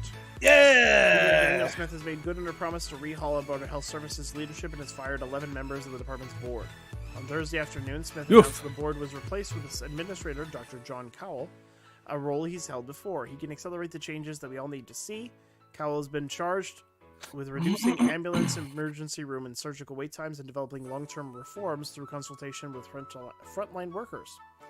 Smith said he will be a full-time administrator and report directly to her and Health Minister Jason Copping. Kyle said the public may be skeptical, but urged that he hopes to contribute to a better healthcare experience. I am ready to get to work on behalf of Albertans building a better system to support patients needing care. I look forward to working with the AHS team and taking tangible actions to drive much-needed change. If we're failing, it's on me. This is a really, really good step. AHS has been bloated and irresponsible and corrupt for a long time, and Kenny just let it happen. And Notley wants it to get worse, and Danielle's like, nope. Yep. We are going to take AHS's board, and we are going to trim the fat, and in this case, the fat is a lot. So I think that this is a very good step in the right direction. Danielle Smith is showing signs that she might be going DeSantis, which is what we've been hoping somebody in Canadian politics would do. This is a good sign. She also recognizes, thankfully, that Alberta is not like the other provinces. BC, Ontario, Quebec, they're all basically leftist hellholes. They will allow anything extreme. Alberta does not put up with that crap. Thankfully, we're hopefully getting a leader that gets that we are not okay with authoritarian, big daddy, government me harder daddy kind of politics. Let's hope this continues. All right, let's go to the next story, the final story. So this is from the Gateway Pundit. Civil war looms in Brazil. Far-left Supreme Court wants to axe Minister of Defense for telling the truth about stolen election. So if anybody hasn't been following this, Brazil had a big election. I think that within the last month or two or something like that. The original president got elected out. A lot of people are claiming that this was completely that there was a lot of shenanigans. Again, people are very suspicious. So here's what they say: as hundreds of thousands continue to protest in the streets of Brazil, corrupt leftist Chief Justice Alexander de Moraes wants the Minister of Defense removed for telling the truth about the stolen election. A conflict between pro-Lula Supreme Court and the pro-Bolsonaro military looms. So this is getting really dangerous in Brazil. So left-wing Supreme Court Judge Alexander de Moraes, who enabled convicted communist embezzler Luiz Inácio Lula da Silva to even run for president, wants to have Minister of Defense General Paulo Sergio Nogueira deposed. On Wednesday, Alexander Moraes sent a request form to this judge. November 10th, as required by law, the Ministry of Defense filed this report with the Supreme Court ruling stating it's not possible to say the electronic voting system is free from influence of malware that could affect this outcome. So they're alleging that the electronic votes were tampered with or maybe compromised and all that. Instead of investigating, a Supreme Court charged to report endangered the physical safety of citizens who were involuntarily encouraged to protest, as if the more than 3 million Brazilians who turned out to protest this deal didn't really know what they were doing. The far-left Supreme Court, packed with Lula cronies, called the massive street protests against their roster candidate possibly the biggest popular uprising in world history, somehow a violation of the Constitution. So basically what's going on, you can read the article for yourself. There's a lot of anger in Brazil by the citizenry who loved Bolsonaro. Bolsonaro was compared to Trump. He's the Brazilian Trump. And he won unexpectedly, just like Trump. A lot of people were shocked by his election. He lost his previous election, but there was a lot of shenanigans and a lot of questions about what happened. Now, again, the same playbook's being applied. You're like anybody who even suggests that this last election was not perfect and beautiful and ideal is bad and evil and horrible, every name under the book. The same playbook that they're running. This is how because it's in their best interest to try to hide any potential problems. Instead of being honest, they're trying to shut her down. We got to keep an eye on the story because Brazil could legitimately head into a very serious constitutional crisis and potentially a civil war, especially since the military is not on board with the government, and that's the conditions for a coup. So we're not sure what's going to happen. We're going to see. Yeah, keep an eye on the story because it's going to be big. I don't know if you heard about it, Stephen. I heard a little bit about it, yeah. I knew that there it's were big, though. Significant questions about Brazil's election. Yeah, it's getting bad out there. Yeah. Crazy. Oh, by the way, I think I agree with Conquer Worm. Calgary and Edmonton are definitely WEF hubs. I agree.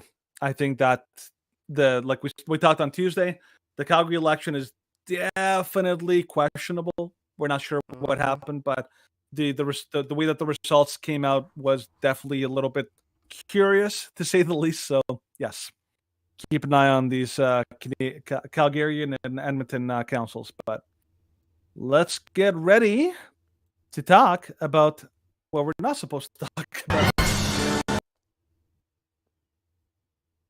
I hope. You didn't get the thing ready, eh? Well, I hope that this is gonna. Well, we both forgot about it, and then I was like, "Oh, this is probably gonna be bad." Right.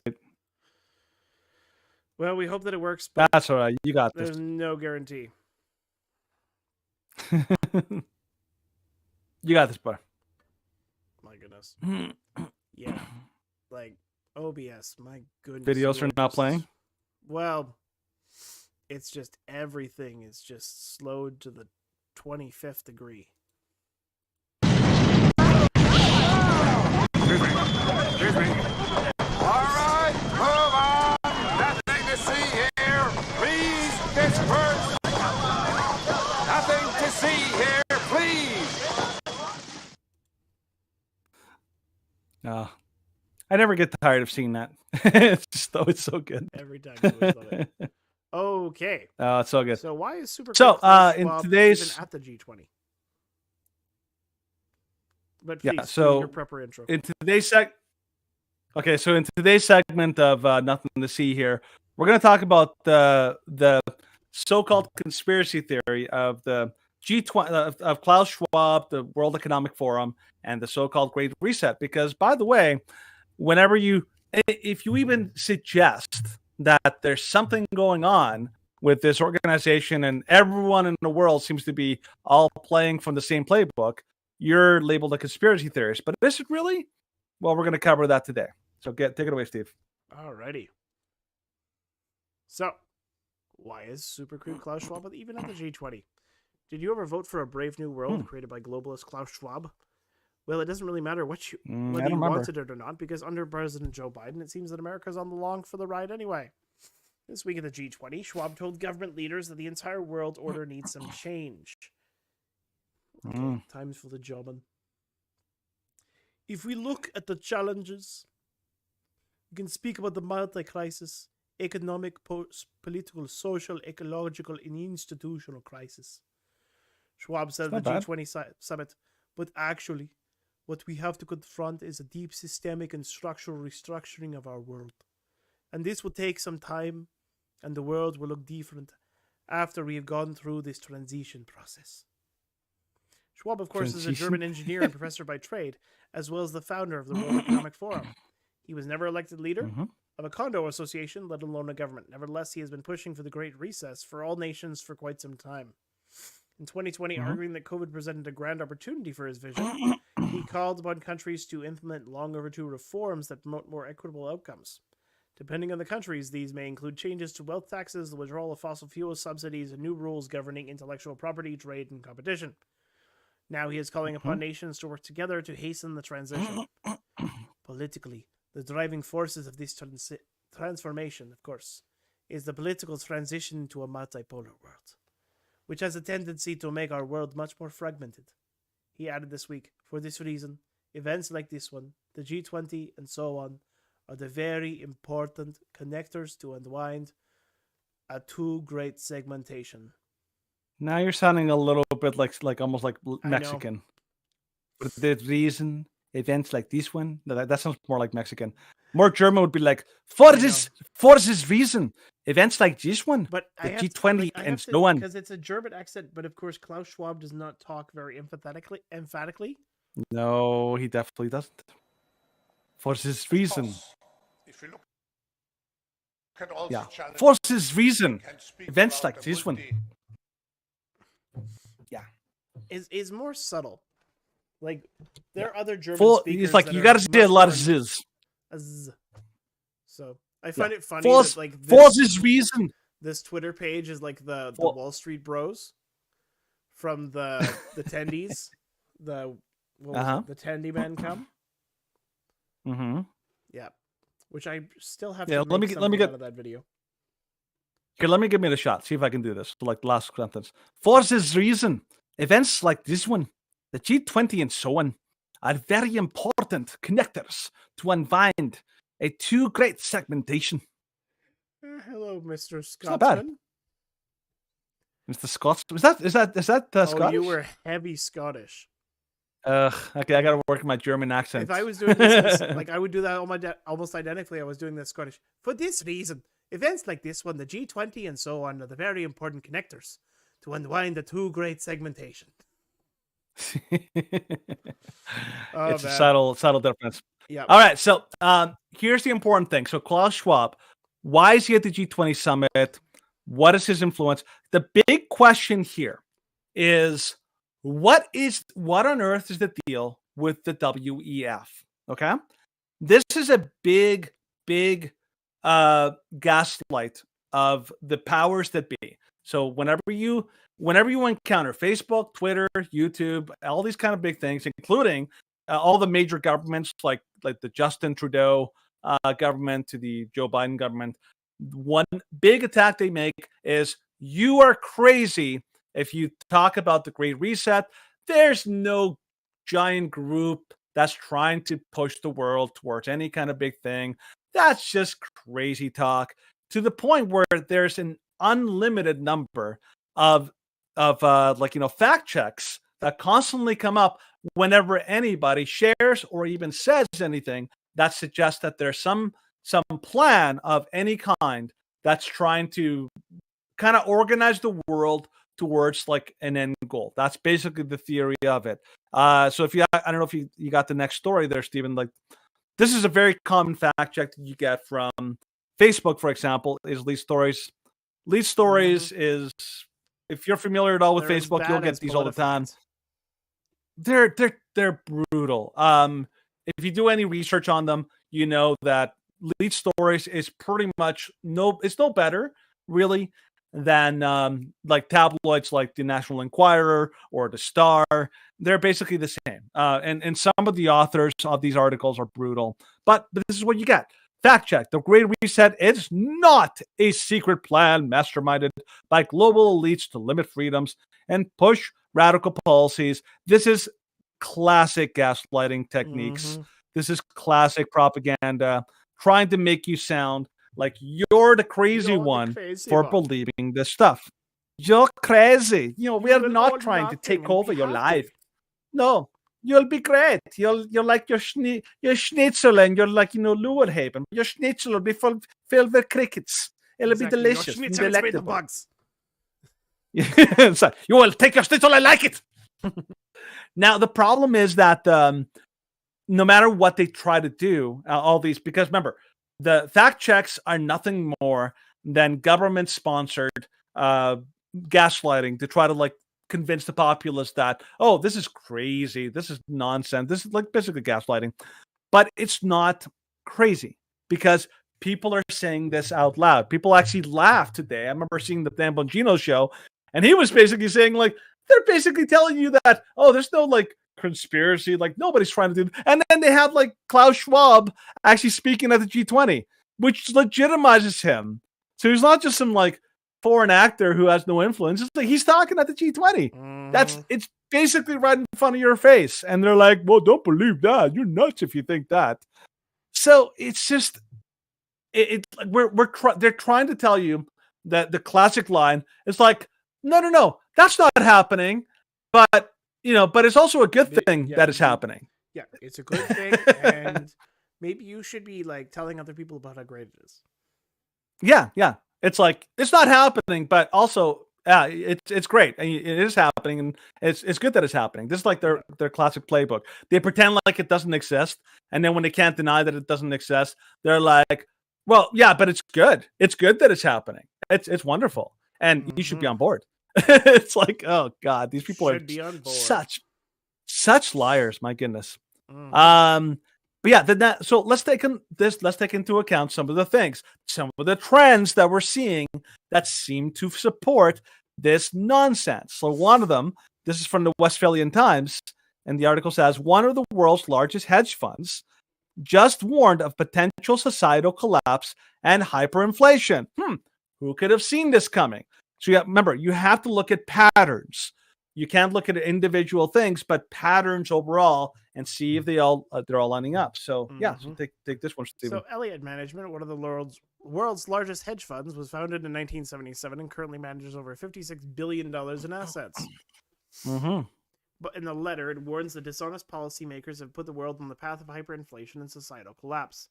An extraordinary set of circumstances, such as cheap money coming to an end, has made possible a set of outcomes that would be at or beyond the boundaries of the post-World War II period.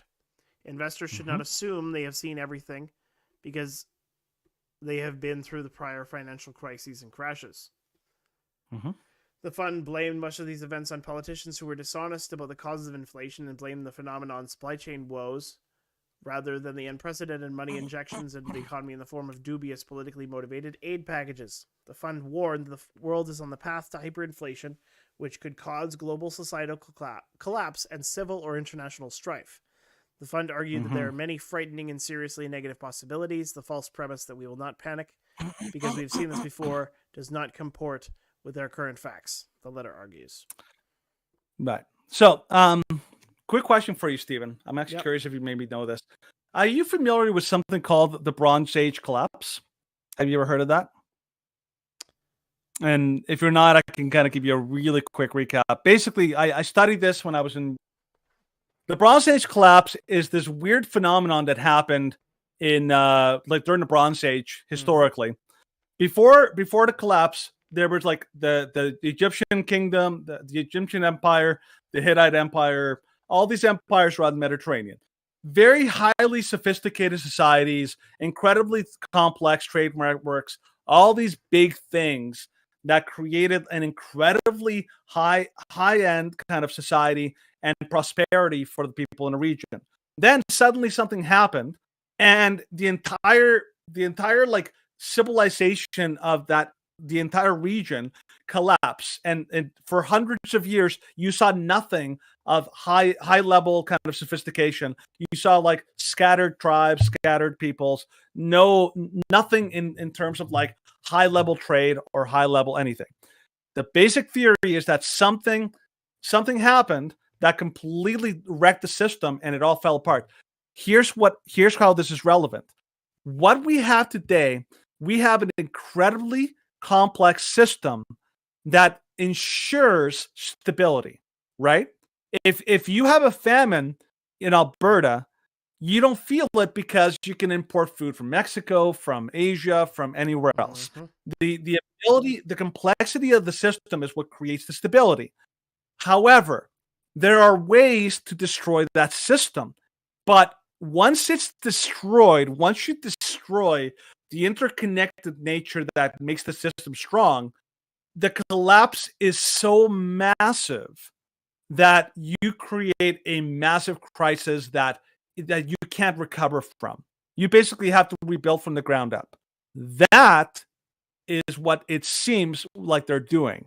They're trying to create a crisis of such proportions that they're going to destroy the complexity of the system in order to engineer a societal collapse. What are they doing with you've seen how they're predicting food shortages, and yet governments are doing things that are actually encouraging food shortages.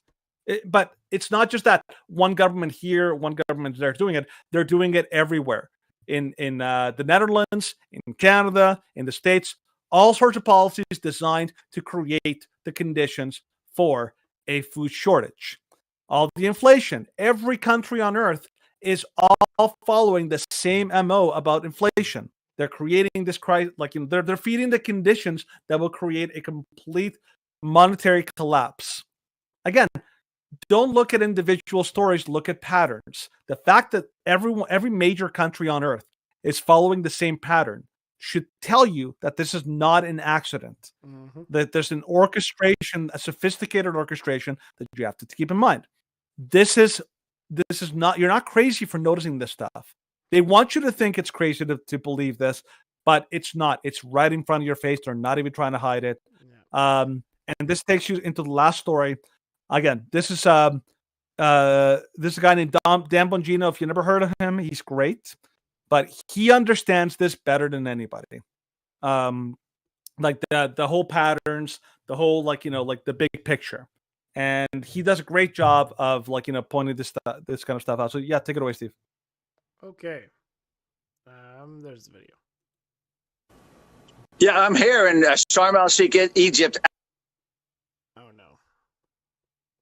Not going to play? At this conference, and not only is the World Economic Yeah, Rumble does not work well if your internet connection. Forum here, the home of the Great Reset, they were on the panel. Yeah, I don't think it's going to work. With no, that's okay. Yeah, so I'll just type some of the quotes. You can just kind of go through some of the quotes that they say. Yeah, so of course, quote, "This is all about control. This has nothing to do with science," from Bongino. But so not only is the World Economic Forum here the home of the Great Reset, they were also at the panel with John Kerry when he went to use the COVID templates to fight climate.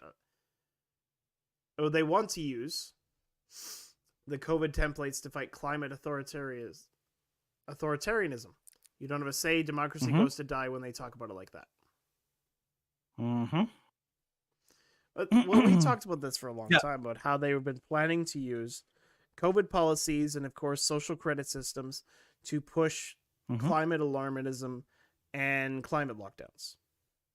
That, we have to support the climate. We have to do best for being carbon neutral. So today your car won't turn on. You've maxed out your allotment. Oh, you posted on social media about climate change being something that's not as true as we claim it is. So you get half an hour off your heat. Like, this is what they want.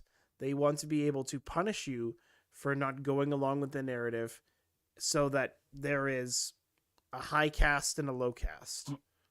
And then there's the elite. There's the elite governing everybody and laughing.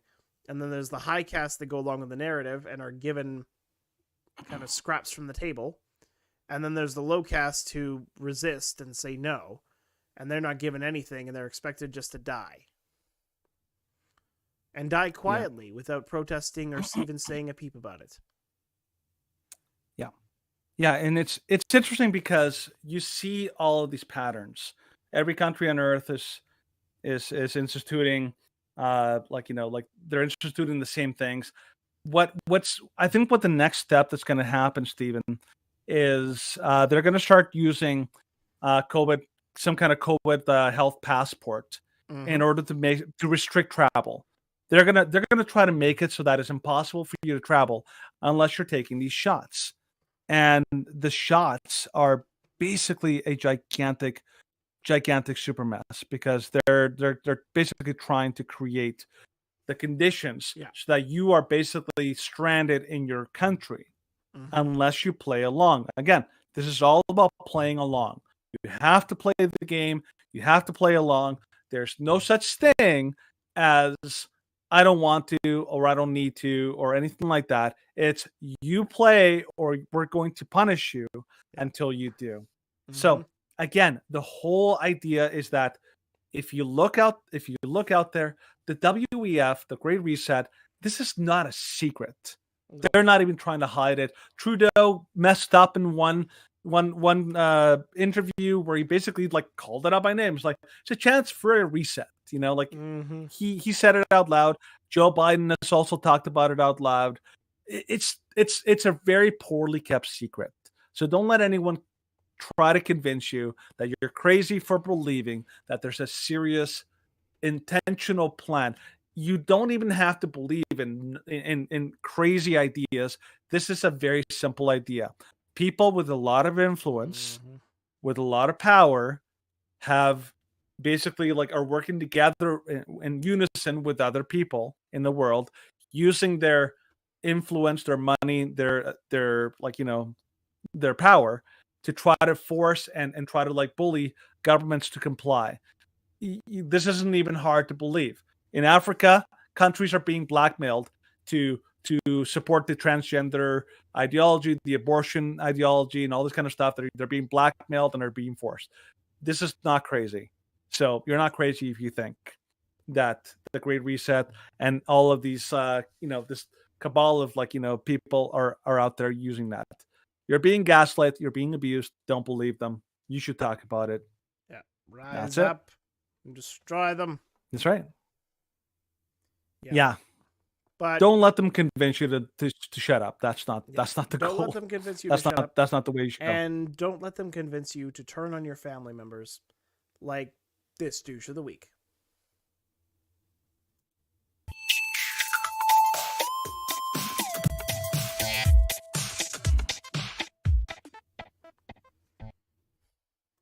All right, so from Yahoo News. Teen launches scathing takedown of dead father in damning funeral speech to shocked mourners. So a TikToker has sparked a debate on social media after sharing the speech they reportedly gave during their father's funeral, in which they referred to him as a racist, misogynistic, xenophobic, Trump-loving, cis straight white man. Saga, who uses they them pronouns and goes by the username Sagan the Sun Forever on TikTok, shared a video of the speech they gave during the funeral earlier this month. In the clip, which was filmed by someone in the audience, Saga could be seen standing at the podium as they condemn their father and his alleged beliefs. You will never be what you could have been, but only what you are. And what you are is a racist, misogynistic, xenophobic, Trump-loving, cis, straight white man. That's all you'll ever be. It's too bad we can't watch the video. Yes, we can. It's on YouTube. It's better if you see it. YouTube. So YouTube, it's actually watchable? because the quality is low enough. Because I'm going to turn it down to like 480. It should work. Okay.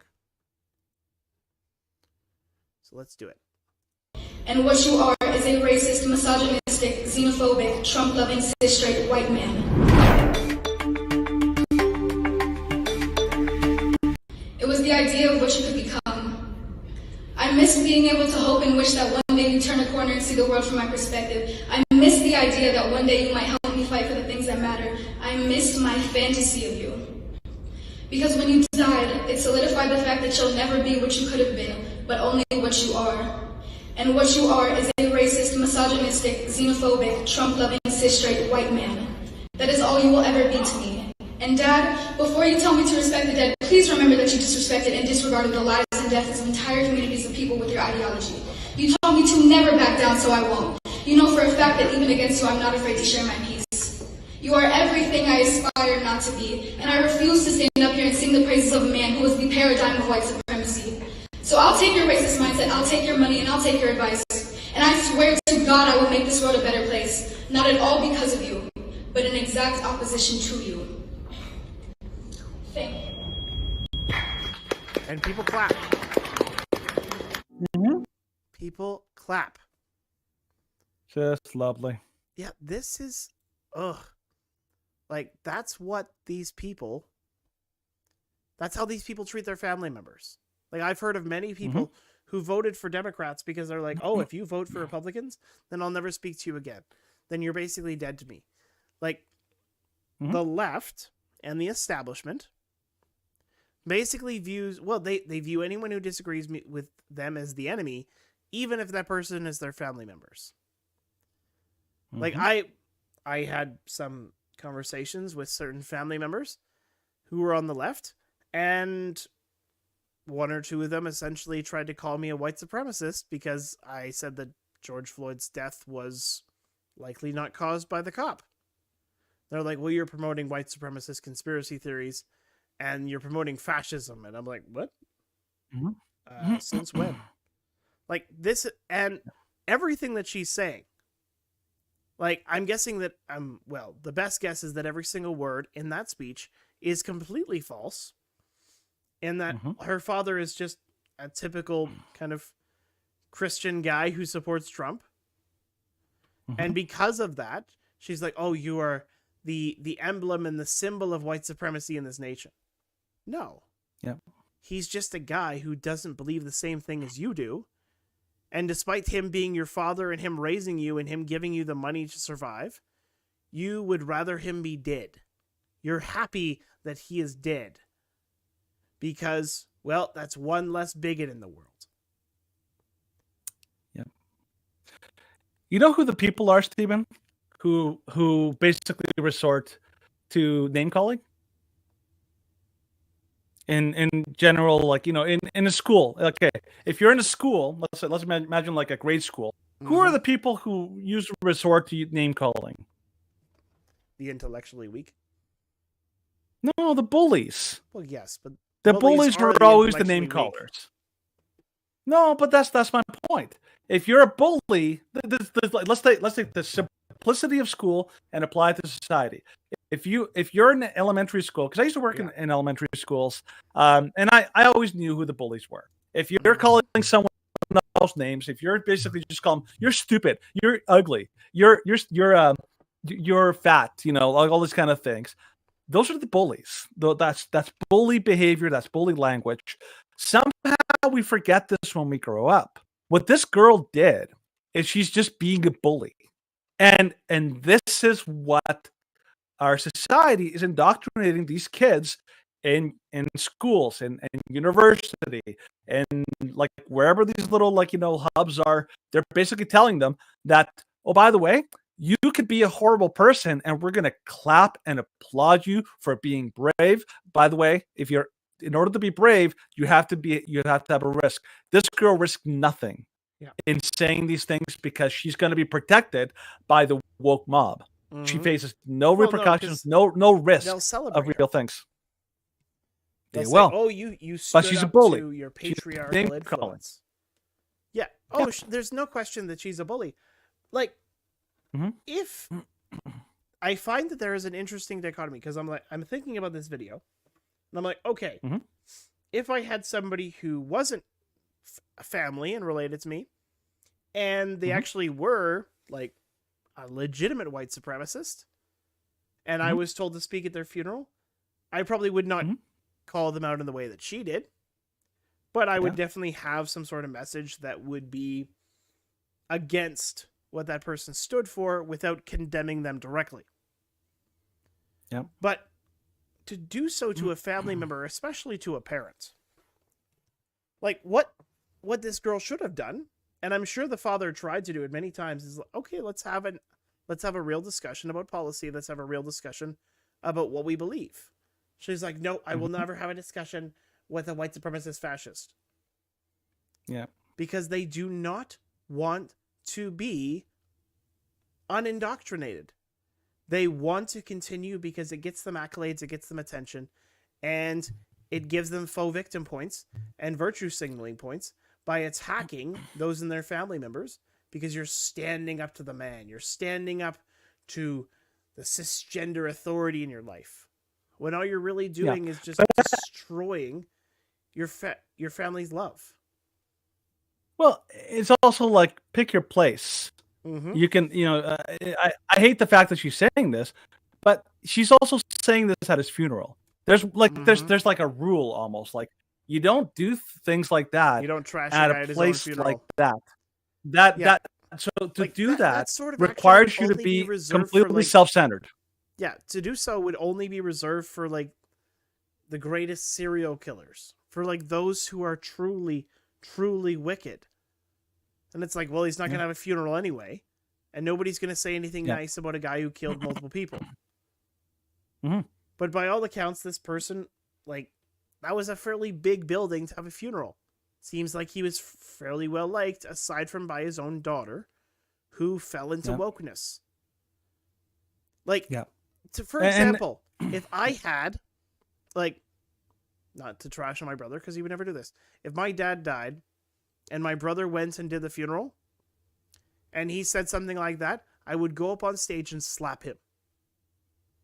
And I would be justified in doing so. You basically do a Will Smith, but you'd be Get justified. my father's name out of your... Far more justified.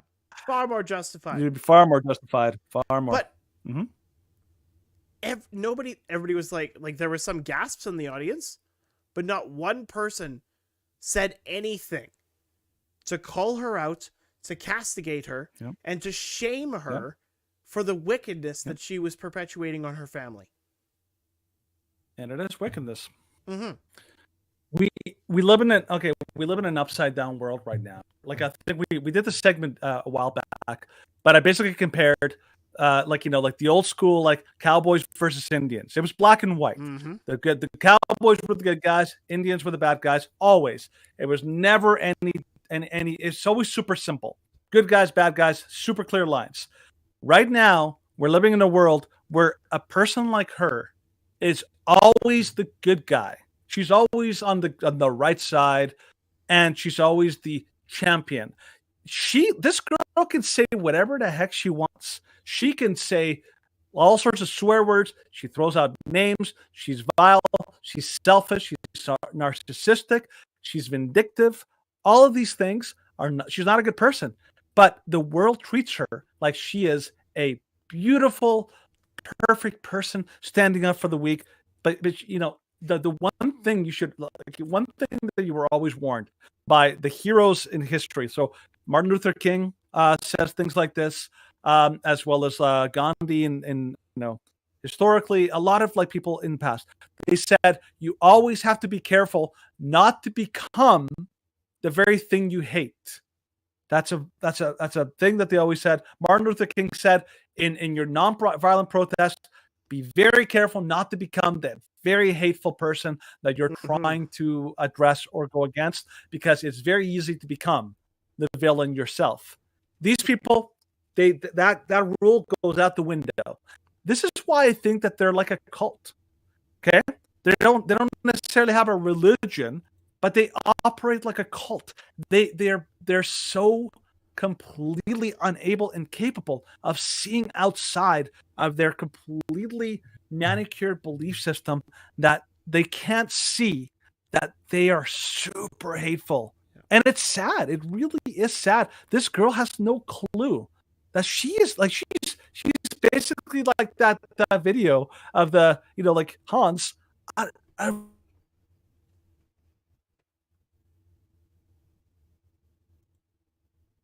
Unable to have any kind of like self-awareness like that, and this is the sad thing with most of these people.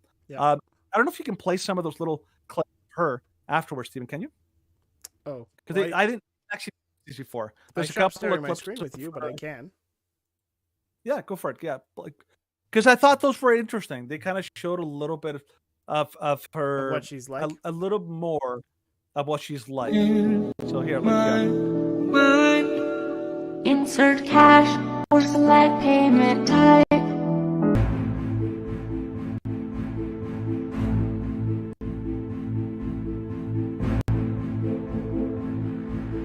How does it feel to have a racist dad when you are what he hates? He fights to keep the poor man poor and make America great. He can't see that his kids are dying. We're the ones he wants locked up. And he can't fight for his kids that aren't white if he just wants to stay stuck.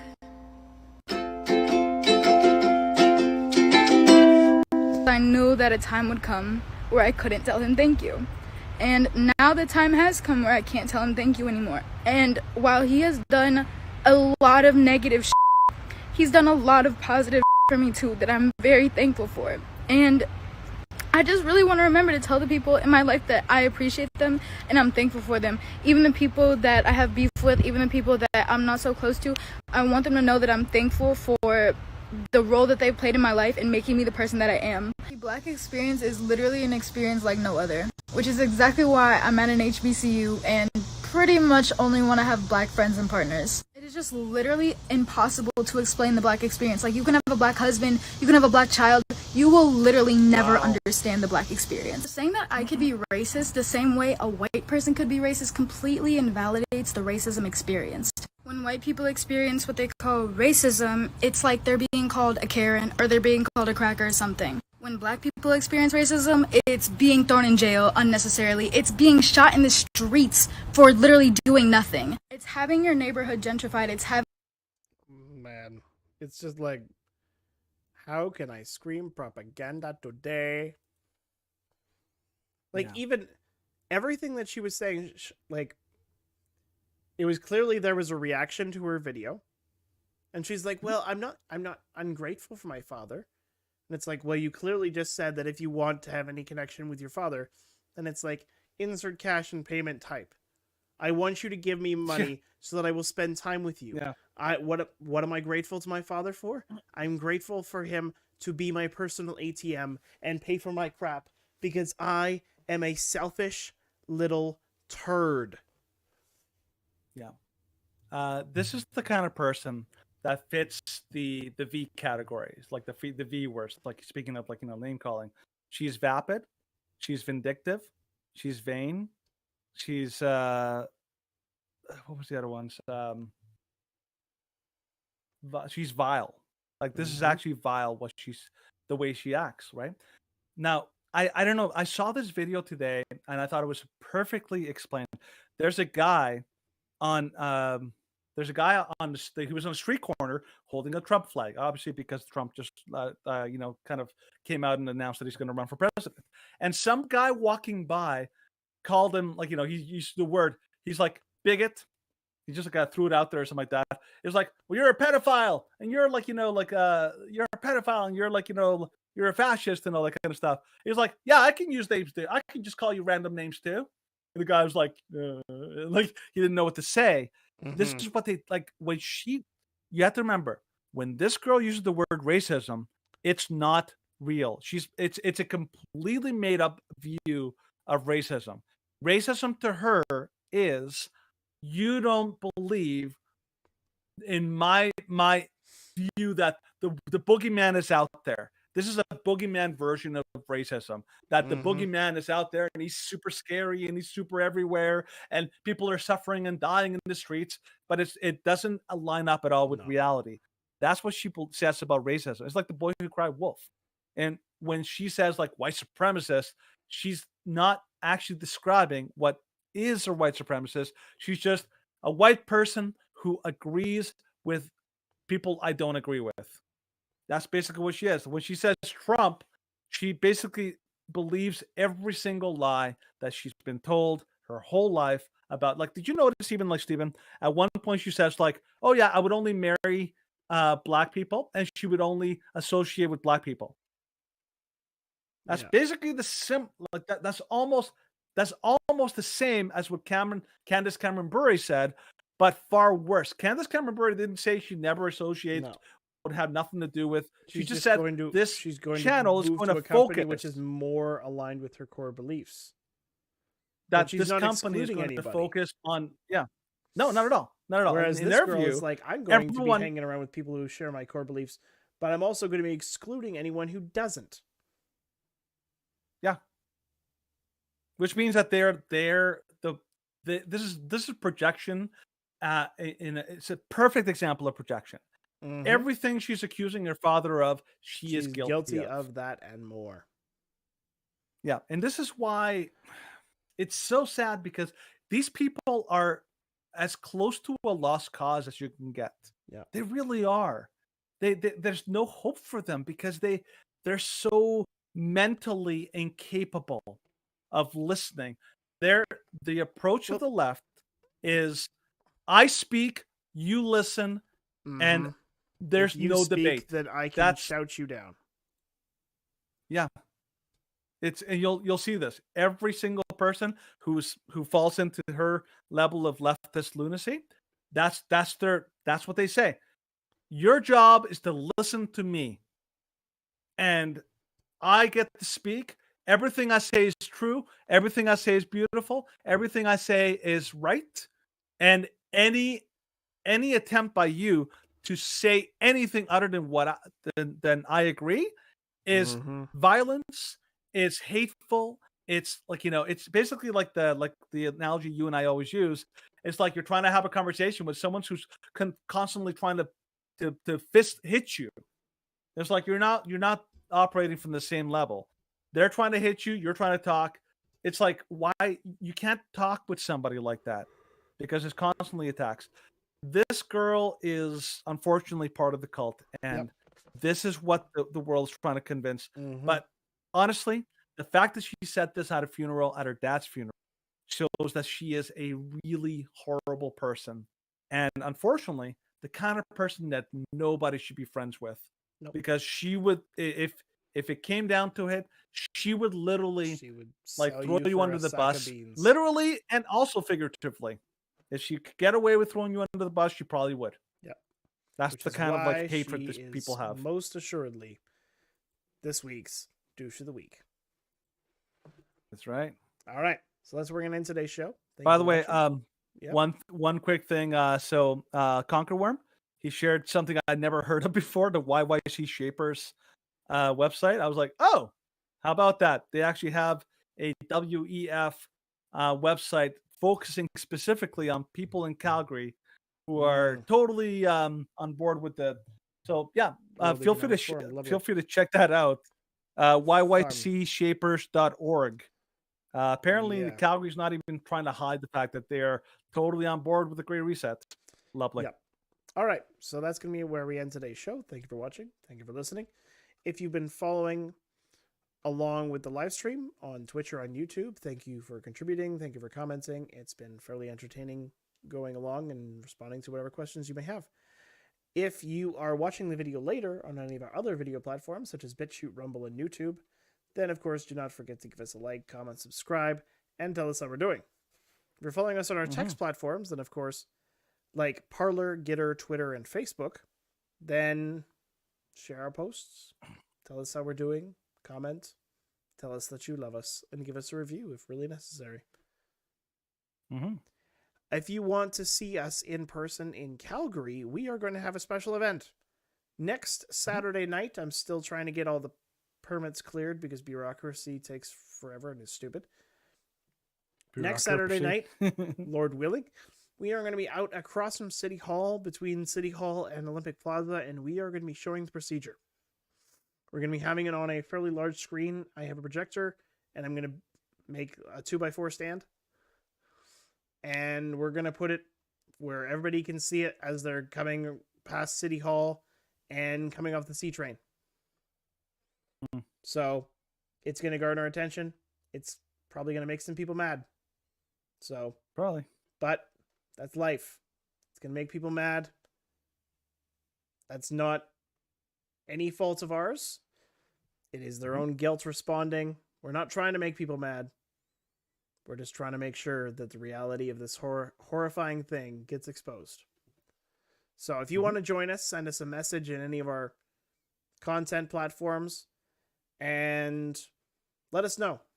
We could use some more bodies out there just to kind of be a deterrent to violence. But regardless of how many people show up, Danny and I will be there. So we'll see how that goes. Should be fun. All right, Danny, sign us out. Hey guys, thank you for watching. Thank you for listening. We're the Shrewd Dudes, and we always like to encourage you to think and act with wisdom and not with your emotions. Facts and feelings. Always choose facts. So our reminder to you, as always, is why be rude? You can be shrewd. Thank you for. We hope you enjoyed the content tonight, and we look forward to making much more. And of course, just as a reminder, I'm going to be, if you guys have suggestions for kind of software that I can somewhat use in the meantime until OBS gets its act together, then let me know. Because this is not an issue with like my computer or my internet not being able to handle this stream. It can do it. It's just that the software is creating extra bugs and it's clogging up my system. So if we can use another software for a month or two until OBS gets its act together, we'll be happy to do it. And we might be looking for new software anyways, because OBS can sometimes be a pain in the butt. It can be. It can be. Let's hope it works. So we will see you on Tuesday for another Tuesday News Day. Until then, have a great weekend. And as always, God bless.